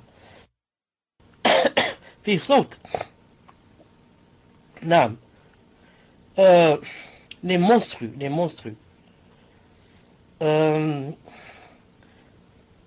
Quand elles existent, elles viennent. Quand elles viennent et elles existent, elles sont là avec le sang et la couleur et l'odeur. Ce sont des monstrues. نعم. Même si ça dépasse, si ça dépasse l'habitude. Des fois, d'habitude, la femme, par exemple, a 6 jours. Et cette fois, c'est resté 8, 10, 12 jours. On dit toujours que c'est monstrueux. C'est monstrueux et elle ne prie pas. Pourquoi? Il y a toujours le sang, il y a l'odeur, il y a la même chose. Al-Muhim, à condition que ça ne dépasse pas 15 jours. Si ça dépasse 15, le 16e jour, elle doit se laver et prier et doit compter ça comme quoi? Comme métroragie. Maintenant, autre chose. Maintenant, supposons qu'une femme ait l'habitude d'avoir des menstrues, par exemple, le 7e jour. Et maintenant, le 7e jour, il n'y a rien. Le 8e jour, il n'y a rien. Donc, tant qu'il n'y a rien, il n'y a pas menstrué. Elle ne va pas dire, puisque d'habitude ça vient le 7e, donc à partir du 7e, je vais compter. Non. Elle attend, ça s'est déréglé, elle attend jusqu'à ce que ça vienne, bi'idhnillah ta'ala. Maintenant, elle a l'habitude, par exemple, d'avoir les menstrues le 7e jour de chaque mois, par exemple. Et maintenant, le 7e, ou bien le 6e, il y a quelques traces. Non, il y a quelques traces, ensuite il n'y a plus rien. Qu'est-ce qu'on va dire? On va dire, est-ce que ces traces qui sont venues suite à des contractions, etc., comme d'habitude lorsqu'on a les règles, ou pas? Car la femme, pour avoir les menstrues, elle commence en principe par, ou là, avec certaines contractions. Contractions dans le ventre, ou je ne sais où, hein, qui sont les prémices. Ensuite, quelques taches qui sont les prémices de quoi? Des menstrues et de leur arrivée. Si maintenant, il y a les contractions et il y a les taches, ça a commencé, même s'il n'y a plus rien après, on doit compter ça comme menstru. Très important. Très important. À partir du moment où il y a contraction et que les règles ont commencé, il y a déjà quelques tâches, ensuite, même si ça s'arrête, on doit compter ça comme monstru, jusqu'à ce que se termine la période, ou bien jusqu'à ce que on les attende qu'elles viennent vraiment fortes comme d'habitude et se terminent. Pourquoi? Parce qu'il y a des femmes qui se trompent. Quand elles ont les menstrues, elles ont par exemple 7 jours de menstrues. Maintenant c'est le 3e jour, ensuite il n'y a plus rien. Elle dit, Masha'Allah, je me suis purifiée. Et elle commence à prier ou à jeûner alors que c'est faux. Elle sait que d'habitude elle a 7 jours. Comme on est menstrué qui reste 3 jours, c'est pas possible. Même si elle s'est purifiée, c'est sec, mais elle est dans les menstrues. Et elle ne prie pas, ne jeûne pas, et ne laisse pas son mari l'approcher. Pourquoi? Parce qu'elle est dans les menstrues même si elle n'a pas de sang. Pourquoi? Car elle a eu les contractions et le début des règles, et elle est dans la période des règles. Donc voilà, Inch'Allah Ta'ala, pour la réponse.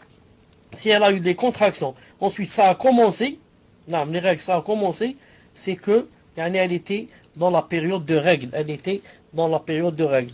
C'est pour cela que je dis, de préférence, comme dit Cheikh Ibn Uthaymin, il vaut mieux essayer de s'éloigner de ces pilules, que vraiment ne les laisser que pour le cas de besoin, etc. Et ne pas faire comme les kuffars qui vivent avec les pilules. La base chez les kuffars et chez la kafira, c'est de prendre la pilule. Et quand elle fait exception, elle n'en prend pas. Chez la musulmane, c'est le contraire. Elle n'est jamais avec la pilule. Sauf quoi? Sauf besoin, sauf exception, elle prend la pilule. Donc je dis à cette sœur, si elle par prudence, si elle voudrait, elle refait les 2 jours où elle a eu le doute qu'elle n'a pas prié. Wallahu subhanahu wa ta'ala a'lam. Tfadal. Question suivante.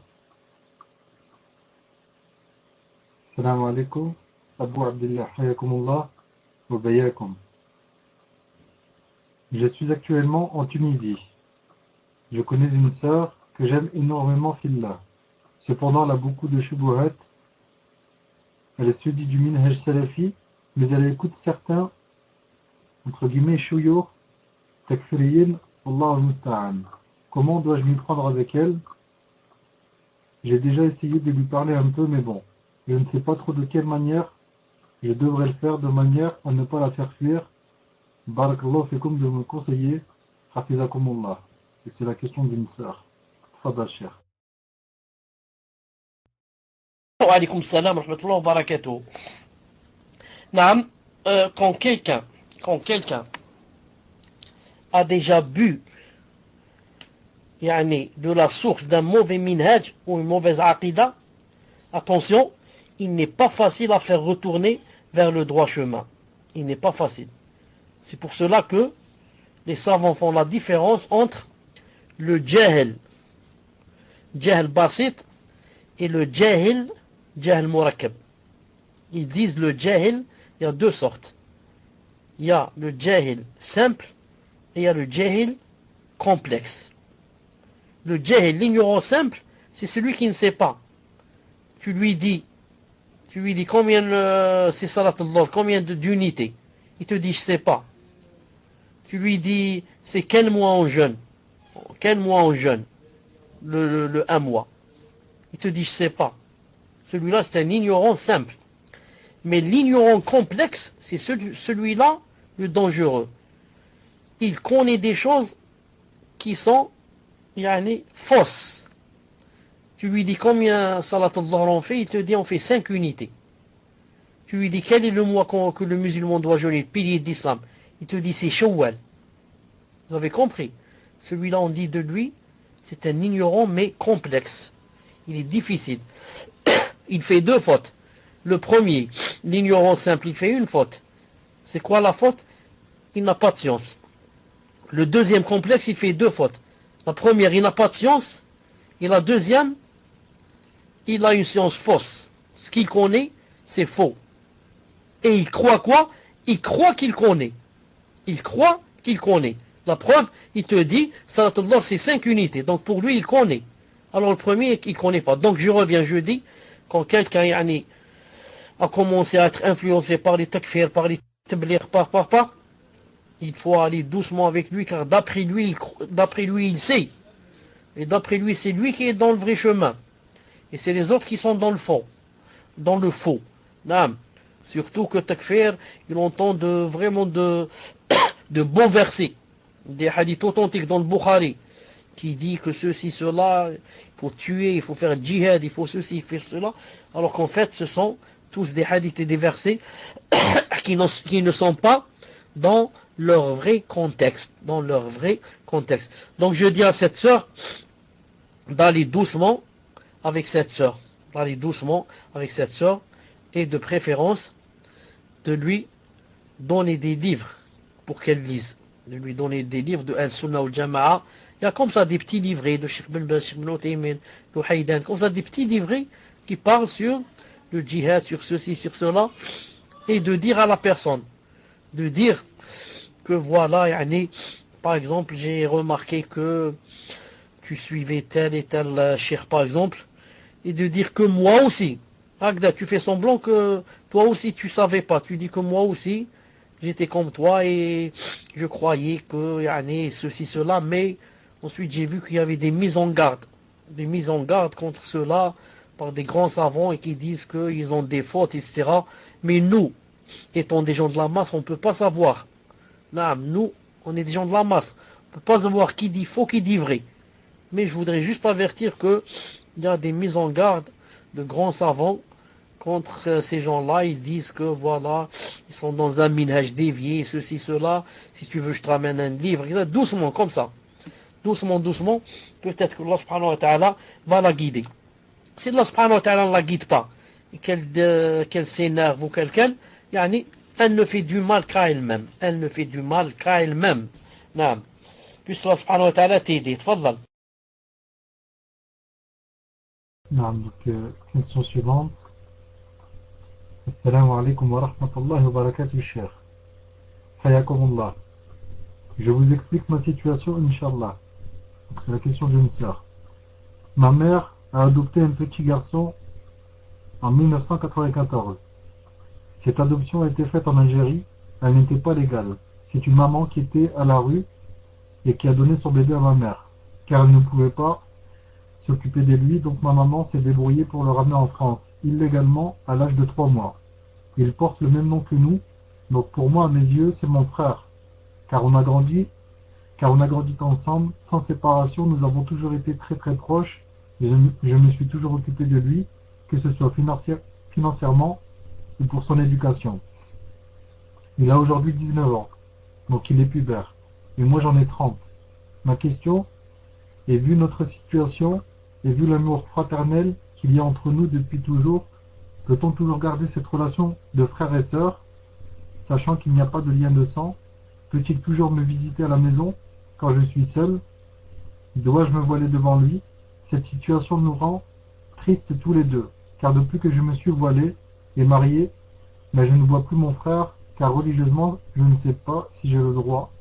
Mon frère n'a que moi ici, et cette séparation lui fait beaucoup de mal, car ma mère depuis plusieurs années ne s'occupe plus de lui, et la justice française m'a donné la garde totale de mon frère lorsqu'il avait 12 ans. Donc je suis sa seule famille.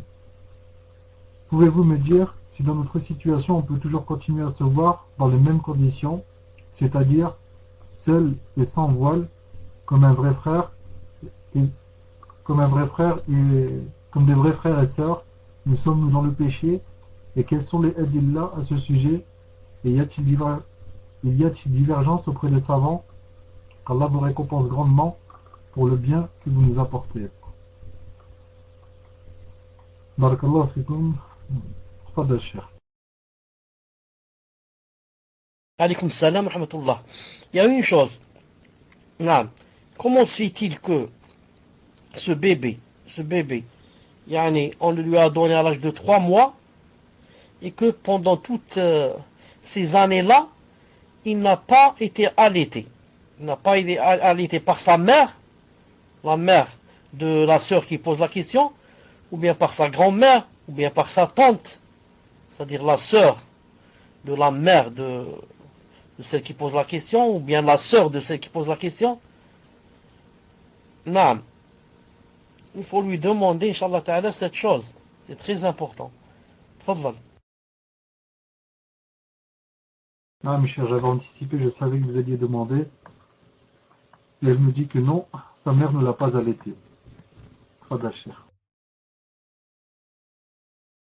Vous voyez les gens maintenant, quand on ne connaît pas bien l'islam, comment qu'on peut faire une faute grave. Quelle est la faute grave?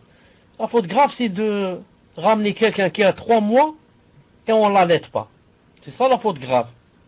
Je veux ramener quelqu'un qui a 3 mois et je sais qu'il va vivre chez moi, il va grandir. Donc, pour sortir des problèmes, je n'ai qu'à quoi? Qu'à l'allaiter pendant 5 fois, c'est tout. 5 fois, yani, 5 fois, ça peut se faire en une journée. En une journée, je peux l'allaiter 5 fois. Et, alhamdoulilah, les problèmes sont terminés. Ou bien je la donne à ma mère, je le donne à ma mère, ou bien à ma tante, ou bien, une moyenne pour qu'il devienne un mahram pour la femme. Donc jeudi, je reviens jeudi. Les savants, la plupart des savants, la plupart, sauf 3 ou 4, c'est tout. Entre autres, Abu Hanifa, Ishaq ibn Rahawiyah, Ibn Taymiyyah ibn al-Qayyim. Ces 4 grands. À part ces 4 grands, tous les autres ont dit que il ne devient pas un mahram, yani, en le gardant chez nous, si on ne l'allaite pas. Non, il ne devient pas. Il est interdit qu'il prenne le nom de yani, cette famille. Comme maintenant, elle dit qu'il a pris le nom. À part chez ces 4 savants que je viens de citer maintenant. Ces 4 ont dit que si vraiment il n'a pas de famille et que personne ne l'a demandé et qu'il est dans la rue, etc., ils ont dit que on pouvait lui donner le nom de la famille. Ces 4, ceux-là. Mais je ne sais pas s'ils ont dit qu'il devient un mahram. Ils ont dit on peut lui donner le nom. Mais vraiment, yani, dans des exceptions vraiment restreintes, des cas vraiment restreints, pour le nom. Mais je ne sais pas maintenant, j'ai pas dans la tête, je me rappelle pas s'ils ont dit il devient un mahram ou pas. Sinon, tous les autres savants ont dit que yani, il ne peut pas devenir mahram. Pourquoi? Car c'est un étranger. Il vient d'un autre homme, d'une autre femme, et ensuite en lui donnant le nom, on va faire des problèmes. On va faire des problèmes en lui donnant le nom. Ça, il peut demain se marier avec sa sœur. Pourquoi? Car il n'a pas le nom de sa sœur s'il la rencontre. On lui a donné notre nom. Donc, il va rencontrer sa sœur, il va l'aimer, il va se marier avec elle, sa vraie sœur. Quand il va voir le vrai nom de sa sœur, il va trouver que, alhamdoulilah, elle n'a pas le même nom que lui. Car nous, on lui a changé son nom. C'est pour ça qu'ils disent que c'est grave de faire une chose pareille. Donc je dis, moi, je ne peux pas, comme ça, facilement, laisser l'avis de la plupart des savants pour choisir l'avis de 2 ou 3 savants qui ont dit ça, et qui, malgré cela, je dis, je ne sais pas s'ils ont dit il devient mahram, mais ils ont dit seulement pour la permission du nom. C'est pour cela que je conseille à cette sœur, pour sortir des problèmes, qu'elle prenne avec l'ihtiyat, qu'elle prenne avec, comment on dit ça, l'ihtiyat en français, c'est-à-dire la prudence. Pour plus de prudence, qu'elle fasse de sorte que c'est un étranger.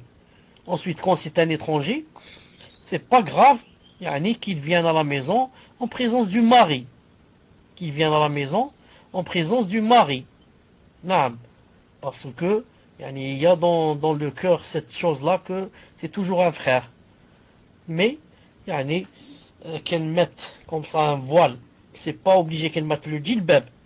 Un voile à la maison, quelque chose sur la tête et qui voit rien de son corps, quand elle est, quand ils sont ensemble à la maison, et qu'il y ait une tierce personne, pour qu'il ne reste pas, Inch'Allah Ta'ala, dans la khulwa.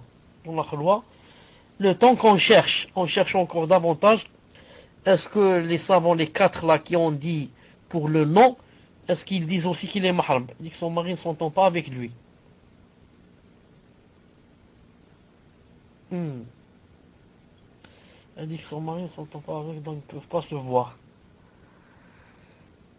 Astaghfirullah, Toubouleh. Qaddar Allah ma shafa'al. Moi, je vais encore chercher dans cette chose. Non, je vais encore chercher dans cette chose, Inch'Allah Ta'ala. C'est-à-dire que si les quatre qui ont dit pour le nom que c'était permis, je vais voir s'ils ont dit aussi que on lui donne le nom, il devient de la famille ou pas. Inch'Allah Ta'ala, le temps que je fasse des recherches, donc la personne, Inch'Allah Ta'ala, patiente, et que, qaddarallahu ma shafa'al, c'est comme ça. Même des fois, quand on commence à appliquer, il y a des choses qui surviennent, et il y a des choses, c'est-à-dire on n'a plus le choix. Ou plutôt, on doit choisir entre maintenant l'islam et entre les problèmes familiaux, etc. Et on doit choisir l'islam, comme vous savez.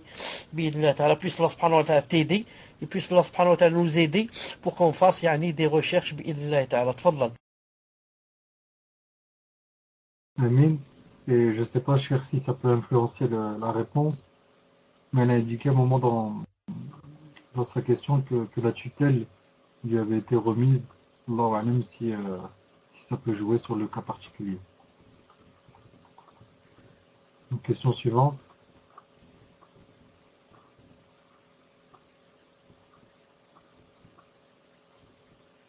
Assalamu alaikum. Est-ce que lorsque l'on offre un Coran, on obtient des hasanat à chaque fois que la personne le lit? Barakallahu fikum. Tfadal Cheikh. Qu'est-ce que tu as dit pour la tutelle? J'ai pas compris, Muslim. Qu'est-ce que tu as dit pour la tutelle? Et si c'est possible, répète la question. Jazakallahu khairan. Tfadal. Naam, cher, dans la question posée concernant la personne qui avait été adoptée, elle a indiqué que, je reviens sur le passage,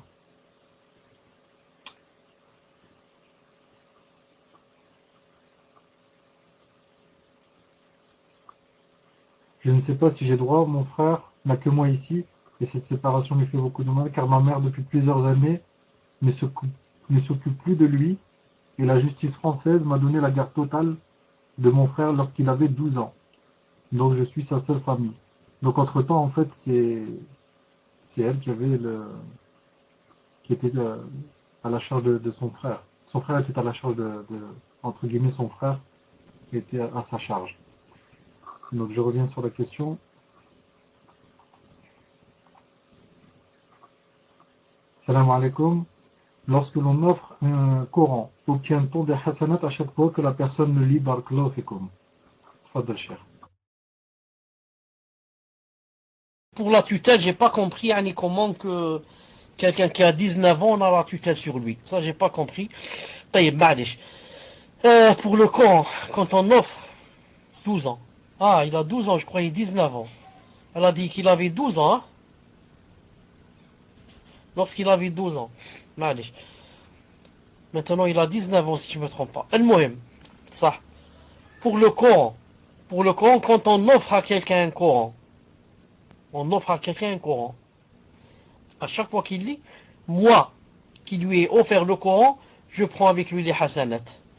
À chaque fois que quelqu'un lit du Coran que j'ai offert, je prends, avec celui qui a lu, je prends des hasanat sans lui en retrancher de sa part. Lui, celui qui lit, quand il lit, il a, pour chaque harf, pour chaque lettre, il a 10 récompenses au moins. Mais moi, j'ai aussi des récompenses. Salam alaikum wa rahmatullah, si vous m'entendez. Alhamdulillah. Est-ce que vous avez entendu la réponse sur le Coran? La réponse sur la question du Coran, est-ce que vous l'avez entendu? J'étais déconnecté. Muslim, est-ce que vous l'avez entendu?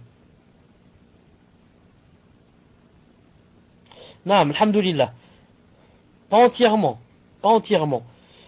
Je résume très vite, Quand quelqu'un offre un Coran à quelqu'un, naam, à chaque fois qu'on lit de ce Coran, à chaque fois qu'une personne lise de ce Coran, j'ai avec elle des hasanat sans lui retirer de ses hasanat. J'ai avec elle des hasanat sans que je retire des hasanat de la personne qui lit. Bi'idhnillah ta'ala. Fawzi, est-ce que tu avais quelque chose à demander à propos d'une mosquée? Est-ce que tu es prêt ou tu n'es pas prêt? Tfadal Muslim pour une autre question. Une question suivante, question d'une sœur. Assalamu alaikum wa rahmatullahi wa barakatuh, cher. Allah vous récompense pour tout. Je vous explique ma situation. Il y a 3 mois, j'ai accepté de me marier. Nous nous sommes mariés selon la Sunna et le Coran, mais nous habitons encore chez nos parents pour le moment. Au début de notre relation, tout se passait bien. On apprenait à se connaître et j'ai commencé à m'attacher à lui. Ensuite, nous sommes partis en vacances pour 3 semaines. Et comme nous étions tout le temps ensemble, j'ai commencé à voir son vrai comportement et la vie en couple. Et cela ne me convient pas du tout. Je ne le supporte plus, je n'arrive pas à l'aimer, et ma vie devient pénible car je le fais souffrir en étant distante avec lui. Je ne veux pas qu'il me touche, ni qu'il m'approche. Je ne veux même pas le voir. Le problème est que je suis enceinte, et cela empire. Je ne supporte plus son odeur, ni sa présence, à un point que je ne veux plus rien de lui. Mais maintenant je ne sais plus quoi faire, car je n'arrive pas à faire des efforts pour l'aimer et à envisager ma vie avec lui. Et j'ai peur de désobéir à Allah en ayant un mauvais comportement envers lui. Donc, min fadlikum cher, si vous pouviez m'aider à trouver une solution qui serait dans les règles où je ne commettrais pas de péché. Jazakumullah khairan. Non, c'est un tfadal cher. Ça me fait penser à ce que vous aviez dit avec la cabane. Non, c'est un tfadal cher. Ça se transforme comme ça, yani de l'amour vers la haine, comme ça du jour au lendemain. Alors qu'elle dit qu'elle commençait à s'habituer à lui, à ceci, à cela. Ensuite, du jour au lendemain, elle le déteste, elle ne peut plus le sentir, elle ne peut plus ceci, plus cela. Nous n'avons pas entendu le début. De quel début tu parles, Muslim? Nous n'avons pas entendu le début. De quel début tu parles? Je viens de commencer là, je viens de commencer ici, la réponse. Je viens de la commencer maintenant. J'ai dit que c'est étonnant que une personne qui commence à aimer quelqu'un, etc., normalement, ça va se fortifier. C'est pas ça se renverse comme ça devient de la haine du jour au lendemain. C'est pour ça que premièrement, j'ai 2 choses à dire, ça c'est la première. Premièrement, je conseille à cette sœur de faire ruqya. Car il est possible qu'on lui ait mis ou fait le sihr de la haine. Vous savez, le sihr, il y a beaucoup de sortes. Il y a entre autres le sihr pour détester la personne. Et détester veut dire aussi pour se séparer d'elle. Au point où, quand on va voir la personne, on va la voir en noir, comme un shaitan, a'udhu billah. On n'a plus envie d'être devant elle, ni de la voir, ni. Donc, il faut faire ruqya pour voir si la personne n'a pas ce sihr, le sihr de la haine. Ça, c'est premièrement. Deuxièmement, je voudrais dire en général, de par l'expérience que j'ai dans l'âge, puisque je suis âgé et marié, donc je sais à peu près comment ça se passe. Je voudrais dire à tous les couples, et demandez ça, ce que je vous dis, demandez à tous ceux qui sont mariés depuis des années, ils vont vous dire c'est vrai. C'est quoi? Disons les 2 premières années, ou les 3 premières années, il ne faut pas donner beaucoup d'importance aux disputes qu'il y a dans le couple, etc. Parce que on vient juste se marier, 1 année, 2, 3, c'est rien. On vient juste d'apprendre à se connaître. Et on n'est pas attaché l'un à l'autre vraiment, parce qu'on est nouveau. Donc on se dispute pour rien, on s'énerve pour rien, on veut divorcer pour rien, on veut donner un coup de pied pour rien, et comme ça. C'est pour cela que c'est après la première année, après la deuxième, après la troisième, 4, 5, 6, 7, ensuite on commence à quoi? On commence, disons l'arbre, les racines de l'arbre familial commencent à quoi? À s'enfoncer dans la terre. Ensuite ça devient difficile de se séparer. Peut-être on va même plus parler de séparation, et comme ça. Même s'il y a des fautes, il y a ceci, il y a cela. Donc je veux dire, pour les couples qui se marient, et qui dès le premier mois, ça marche pas, et ceci et cela, il faut patienter. Il faut voir après. Ça c'est le début, c'est normal, c'est nouveau, c'est... Enfin, tu découvres des choses à laquelle tu t'attendais pas, etc., etc. Ça c'est la deuxième chose. Donc je dis à cette sœur de faire la ruqya, et la deuxième étape, de patienter pour voir. Au moins, de patienter jusqu'à ce que, elle ait l'enfant, parce qu'elle est enceinte. Et troisièmement, enfin, pour terminer, la dernière solution, et qui n'est pas bien sûr la meilleure, mais qui est la dernière, c'est que quand quelqu'un des deux conjoints, que ce soit l'homme, que ce soit la femme, mais surtout la femme, ne peut plus supporter de vivre avec son mari et le déteste. Alors commencer à le détester, car quand on dit détester, haïr, ça veut dire tout simplement que elle ne supportera plus qu'il l'approche. Et si elle ne supporte plus qu'il l'approche, ça veut dire, elle va quoi? Elle va pas lui donner ses droits que Allah Ta'ala lui a donnés. Et si elle lui donne pas ses droits, donc lui, pourquoi il s'est marié avec elle? Ensuite, lui, elle fait des grands péchés. Dans cette situation vraiment délicate, les savants ont dit, ça lui est permis, comme dernière solution, de demander le khula, car c'est refouler un grand mal en faisant un petit, car il n'y a pas d'autre solution. Si je reste avec lui, je l'aime pas. Non seulement je l'aime pas, mais je le déteste. Si je le déteste, j'aime pas qu'il m'approche. S'il ne m'approche pas, je lui donne pas ses droits. Si je lui donne pas ses droits, je fais les grands péchés. Si je meurs comme ça, je vais pas rentrer au paradis. Donc, j'ai tout essayé, j'ai pas pu. Dans ce cas, dernière, ultime solution, ils ont dit c'est permis qu'elle fasse le khula. Ils vont pas rester comme ça toute leur vie. Donc, voilà, Inch'Allah Ta'ala, les étapes par lesquelles doit passer cette sœur, Inch'Allah Ta'ala.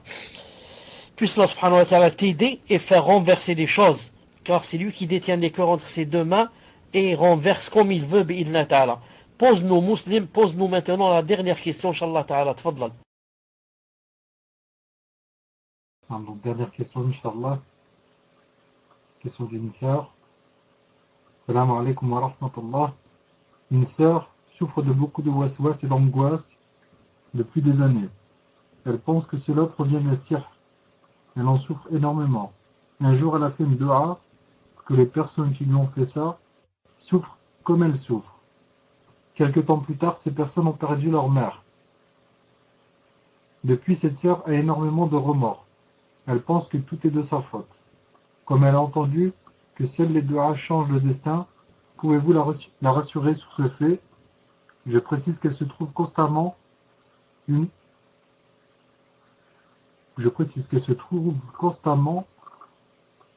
part de responsabilité dans ce qui se passe autour d'elle. Barakallahu fikum, quand vous posez vos questions, Inch'Allah, relisez-vous. Je précise qu'elle se trouve constamment responsable dans ce qui se passe autour d'elle. Pouvez-vous la conseiller à ce sujet? Barakallahu fikum. Fadal cher. Et cher, je voulais vous demander, Inch'Allah, est-ce que ça vous dérange si durant la semaine, j'ouvre votre salon, bien sûr, pas pour diffuser, car j'ai un problème sur votre salon. J'ai dû changer de PC, car sur un PC, je n'ai pas de son. Alors que j'ai du son dans tous les autres salons, sauf le vôtre. Donc, Inch'Allah, je voulais tester et faire quelques tests. Donc, si vous voyez que j'ai ouvert votre salon, ne vous inquiétez pas. Et est-ce que vous me l'accordez? Barakallahu fikum. Tfadal cher. Il n'y a pas de problème, Inch'Allah Ta'ala, pour le salon. Quand tu testes, tu écris dans la bannière que c'est juste pour quelques tests. Ensuite, quand tu termines les tests, tu prends le micro, tu dis que vous m'excusez, mais c'était juste pour un test, je vais fermer, Inch'Allah Ta'ala, le salon. Al-Muhim. Qu'est-ce que tu as compris, toi, Fika Barakallah? Qu'est-ce que tu as compris de la sœur? Elle avait des remords, elle voulait être apaisée, etc. Dans quoi? Est-ce que tu peux me répondre? Dans quoi? Est-ce que c'est dans le fait d'avoir fait des doigts contre les personnes ou quoi? Tfadlak. Non, en fait, elle pense que le fait d'avoir fait des du'a concernant les personnes, ça a entraîné la mort de leur mère. Elle pense que c'est sa du'a qui est responsable de la mort de leur mère. Wallahu alam. Et je demande à la sœur de confirmer au frère Fawzi si c'est bien cela. Tfadal Cheikh. Tfadal Cheikh. En islam, en islam, c'est permis, ou alhamdulillah, de faire des douas contre une personne qui m'a fait du mal. Alhamdulillah. Naam. L'islam te soigne. Comment on dit te soigne? Il sait que tu es malade dans ton cœur. Malade comment? Quand une personne, on lui a fait du tort, elle n'est pas malade, si. Elles sont, subhanallah al-azim, elles se sont vraiment nerveuses. Vraiment, il y a le sang qui bouillir, le sang qui bout dans ses veines. Elle voudrait éclater, elle voudrait... Alhamdulillah. Tu n'as pas de solution. Allah Ta'ala t'a donné la solution. Il t'a dit, fais des doigts. Quand tu fais des doigts, tu sens comme une rahma qui descend dans ton cœur. Quelle est la preuve que tu peux faire des doigts? Le verset. لا يحب الله الجهر بالسوء من القول إلا من ظلم. Allah n'aime pas les mauvaises choses qu'on dit par la bouche, à peu près, hein, pour vous compreniez, c'est tout, c'est pas la traduction intégrale. Allah n'aime pas ce que vous dites comme chose mauvaise, il parle là des doigts, c'est-à-dire faire des doigts contre les gens.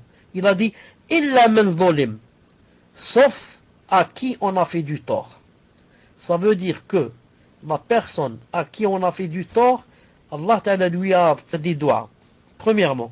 Deuxièmement, le prophète sallallahu alayhi wa sallam ne faisait-il pas des doigts dans la prière en faisant le qunut et il disait Allahumma, Ya Allah, alayka bi fulan wa fulan, et il citait même les noms. Ya Allah, je vous demande de châtier X et Y, et il a commencé à citer des noms, 7 ou 8 noms dans la salat.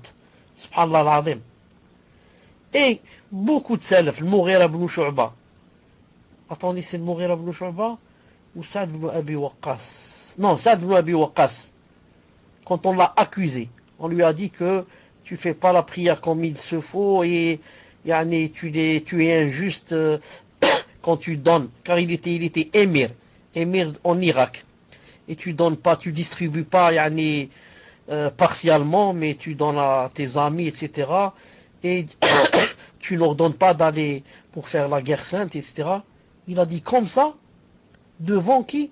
Devant les gens, dans une mosquée. Dans une mosquée, il s'est levé et il a dit, voilà, le Mourera, il fait pas ceci, Saad ne fait pas ceci, il fait ceci, il fait cela. 3 choses. Et tout le monde en train d'écouter. Et c'était Omar ibn Khattab qui avait demandé. Il a demandé aux gens, qu'est-ce que vous pensez de Mourera, de Saad, Afwan? J'ai entendu des choses sur lui, est-ce qu'il y a quelqu'un qui témoigne? Et cette personne s'est levée à témoigner. Oui, il fait pas bien la prière, il la fait vite, et quand il donne pas équitablement, et il n'envoie pas au djihad. Qu'a fait Saad? Il a dit maintenant c'est à mon tour de parler. Il a dit Ya Allah, Ya Allah, si cette personne qui vient de dire ça sur moi a menti, alors je demande 3 choses. Faites rallonger sa vie. Regardez les 3 doigts. Faites de lui, faites-le, noyez-le dans la pauvreté. Et donnez-lui une fitna, ou bien la fitna des femmes, ou bien des femmes de joie. Quelque chose comme ça. Donc vous voyez, il a fait des doigts contre lui. Très connu le hadith de Saad. Et Allah Ta'ala lui a exaucé ses doigts. Quelqu'un a dit, quelques temps plus tard, ou bien des années plus tard, j'ai vu la personne contre laquelle Saad avait fait des doigts et qui a menti sur lui, j'ai vu cette personne assise dans la rue, âgée, vieille, au point où ses sourcils, ce qu'on a, les paupières, il a dit ses paupières tombaient au-dessous de ses yeux. Tellement la personne, Allah Ta'ala lui a rallongé dans sa vie, que ses paupières lui ont craché les yeux. La première. Je l'ai vu pauvre, au point où assis dans la rue, il tendait sa main aux gens. Subhanallah al-Azim. Et troisièmement, j'ai vu une fille passer devant lui, une femme, et il lui a demandé de faire le haram. Subhanallah al-Azim. Allahu Akbar. Subhanallah al-Azim. 3 doigts et ils ont été exaucés. Al-Muhim, je dis, donc c'est permis de faire les doigts contre quelqu'un qui m'a fait du mal. Mais ce qui n'est pas permis, c'est quoi? C'est de dépasser les limites. Regardez, par exemple, je vous donne un exemple. Par exemple, les takfiriyin, les ceci, cela, quand ils font des doigts dans le ramadan, quand ils arrivent au salat, doigts al-qunut, ils commencent à faire des doigts, par exemple, contre les kuffars. Contre les kuffars, ils disent, globalement, tous les kuffars, Ya Allah, exterminez-les, Ya Allah, faites ceci, Ya Allah, faites cela. Les savants disent, c'est pas permis. Pourquoi? C'est pas tous les kuffars qui t'ont fait du mal. Est-ce que tous les kuffars t'ont fait du mal? Il y a des kuffars qui sont tes voisins, t'ont jamais fait de mal. Peut-être qu'ils t'ont fait du bien, tu étais dans le besoin, ils t'ont aidé. Donc c'est pas tous les kuffars. Pourquoi tu fais des doigts contre mon voisin? Il n'a rien fait. C'est un kafir, mais il n'a rien fait. Pourquoi tu fais des doigts contre lui? Tu englobes tout le monde dans tes doigts. Vous avez compris? Allahumma ya Allah. C'est pour ça que Nuh alayhi salam, une fois il s'est énervé, il a fait des doigts contre tous les kuffars. Et Allah Ta'ala lui a blâmé. Il lui a dit, il ne faut pas faire des doigts contre tous les kuffars. Quand il a dit, la tada' minhum fil ardi diyaran, ou quelque chose comme ça, dans sourate Nuh. Al-Muhim. Elle a peur que la mère soit morte par sa faute à cause des doigts. Non, sa mère n'est pas morte par sa faute à cause des doigts. Sa mère est morte parce que le moment de sa mort était venu. Le moment de sa mort était venu. Si maintenant Allah Ta'ala a fait de toi une cause pour qu'elle meure, ça veut dire quoi? Ça veut dire que c'était une cause qui suit le destin. Car tout destin a une cause. Ça vient pas comme ça. Tout destin a une cause. Tu glisses, tu tombes, tu meurs. Glisser et tomber, ça rentre aussi dans les causes du destin. Si toi, quelqu'un t'a fait du mal, et tu as fait des doigts comme ça en général, Ya Allah, donnez-moi mon haq contre cette personne qui m'a fait du mal. Ya Allah, faites-lui ce qu'il m'a fait, ou faites-lui comme il m'a fait. Tu n'as rien fait de mal. Tu n'as pas demandé qu'on lui fasse plus qu'il t'a fait. Donc toi, Inch'Allah Ta'ala, tu dois être apaisé que c'est son destin. Et que personne ne meurt que lorsque Allah subhanahu wa ta'ala décrète que cette personne doit mourir. Maintenant, maximum, si tu as dépassé les limites dans les doigts, maximum, tu as fait une faute. En faisant une faute, on peut quoi? On peut se rattraper en demandant à Allah Ta'ala le pardon et en faisant la tauba. Tu as compris, ma soeur? Si toi tu as dépassé les limites et tu as fait des doigts contre sa mère, et faire des doigts contre sa mère, c'est pas permis. Il faut faire des doigts contre la personne, pas contre sa mère. Tu as fait des doigts contre sa mère et sa mère est morte. Maximum, tu dis Allah, je me suis trompé. Et tu fais des doigts et tu fais le repentir. Et tant que la personne n'est pas morte, Allah Ta'ala lui pardonne si elle est sincère dans le repentir. Bi'idlillahi ta'ala. Voilà, Inch'Allah Ta'ala, pour aujourd'hui. Bi'idlillahi ta'ala. Tfadlal, muslim. Non, cher, deux dernières choses, Inch'Allah. Concernant la sœur qui a posé la question vis-à-vis de son mari, et qu'elle disait qu'elle ne pouvait plus le voir, qu'elle ne l'aimait plus, etc. Il y a deux frères qui m'ont fait la réflexion que ça pouvait avoir un lien vis-à-vis de la grossesse, c'est-à-dire les hormones, etc. La sœur précise qu'elle pense que c'était avant, qu'elle ne l'aimait plus, mais elle précise que ça s'est empiré avec la grossesse et surtout après avoir consommé le mariage. Surtout après l'avoir consommé. Et deuxième chose, cher, concernant la sœur qui a posé la question avec le frère adopté, est-ce que pour être frère de lait, il faut avoir tété en même temps, ou alors on peut avoir tété la femme, la mère, à deux moments différents? C'est une précision qu'un frère a demandé. Tfadal, cher. لو سمحت بارك الله فيك c'est possible de redire les questions تفضل. Naam, cher. Pour la première question, donc la sœur qui a posé la question vis-à-vis de son mari, qu'elle ne pouvait plus le voir.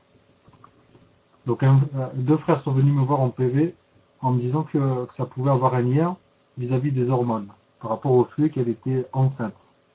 Et la sœur précise qu'elle pense, mais elle n'est pas sûre, elle pense que c'était déjà avant qu'elle ne l'aimait plus, mais elle confirme que ça s'est empiré suite à la grossesse. Et elle dit surtout après avoir consommé le mariage. Donc, Wallahu a'lam si votre réponse changera, cher, par rapport à ce que vous avez dit. Et concernant la deuxième question, c'est vis-à-vis du frère qui a été adopté, la sœur qui a posé la question. Un frère est venu me demander s'il fallait téter la mère en même temps pour être frère et sœur de lait, ou est-ce qu'on peut avoir tété donc la mère à deux moments différents, c'est-à-dire des années qui séparent, ou bien il faut que ce soit en même temps. Tfadal, cher. Le temps que je réponde à la deuxième question, dis-moi toi, Inch'Allah Ta'ala, qu'est-ce que tu as compris de la première question de la femme, de celle qui était enceinte? Qu'est-ce que tu as compris de cette question? Je dis par rapport à l'allaitement. Par rapport à l'allaitement.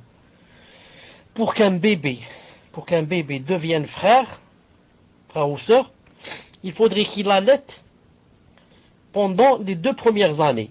S'il allaite pendant, par exemple, après les 2 premières années, ça ne compte pas.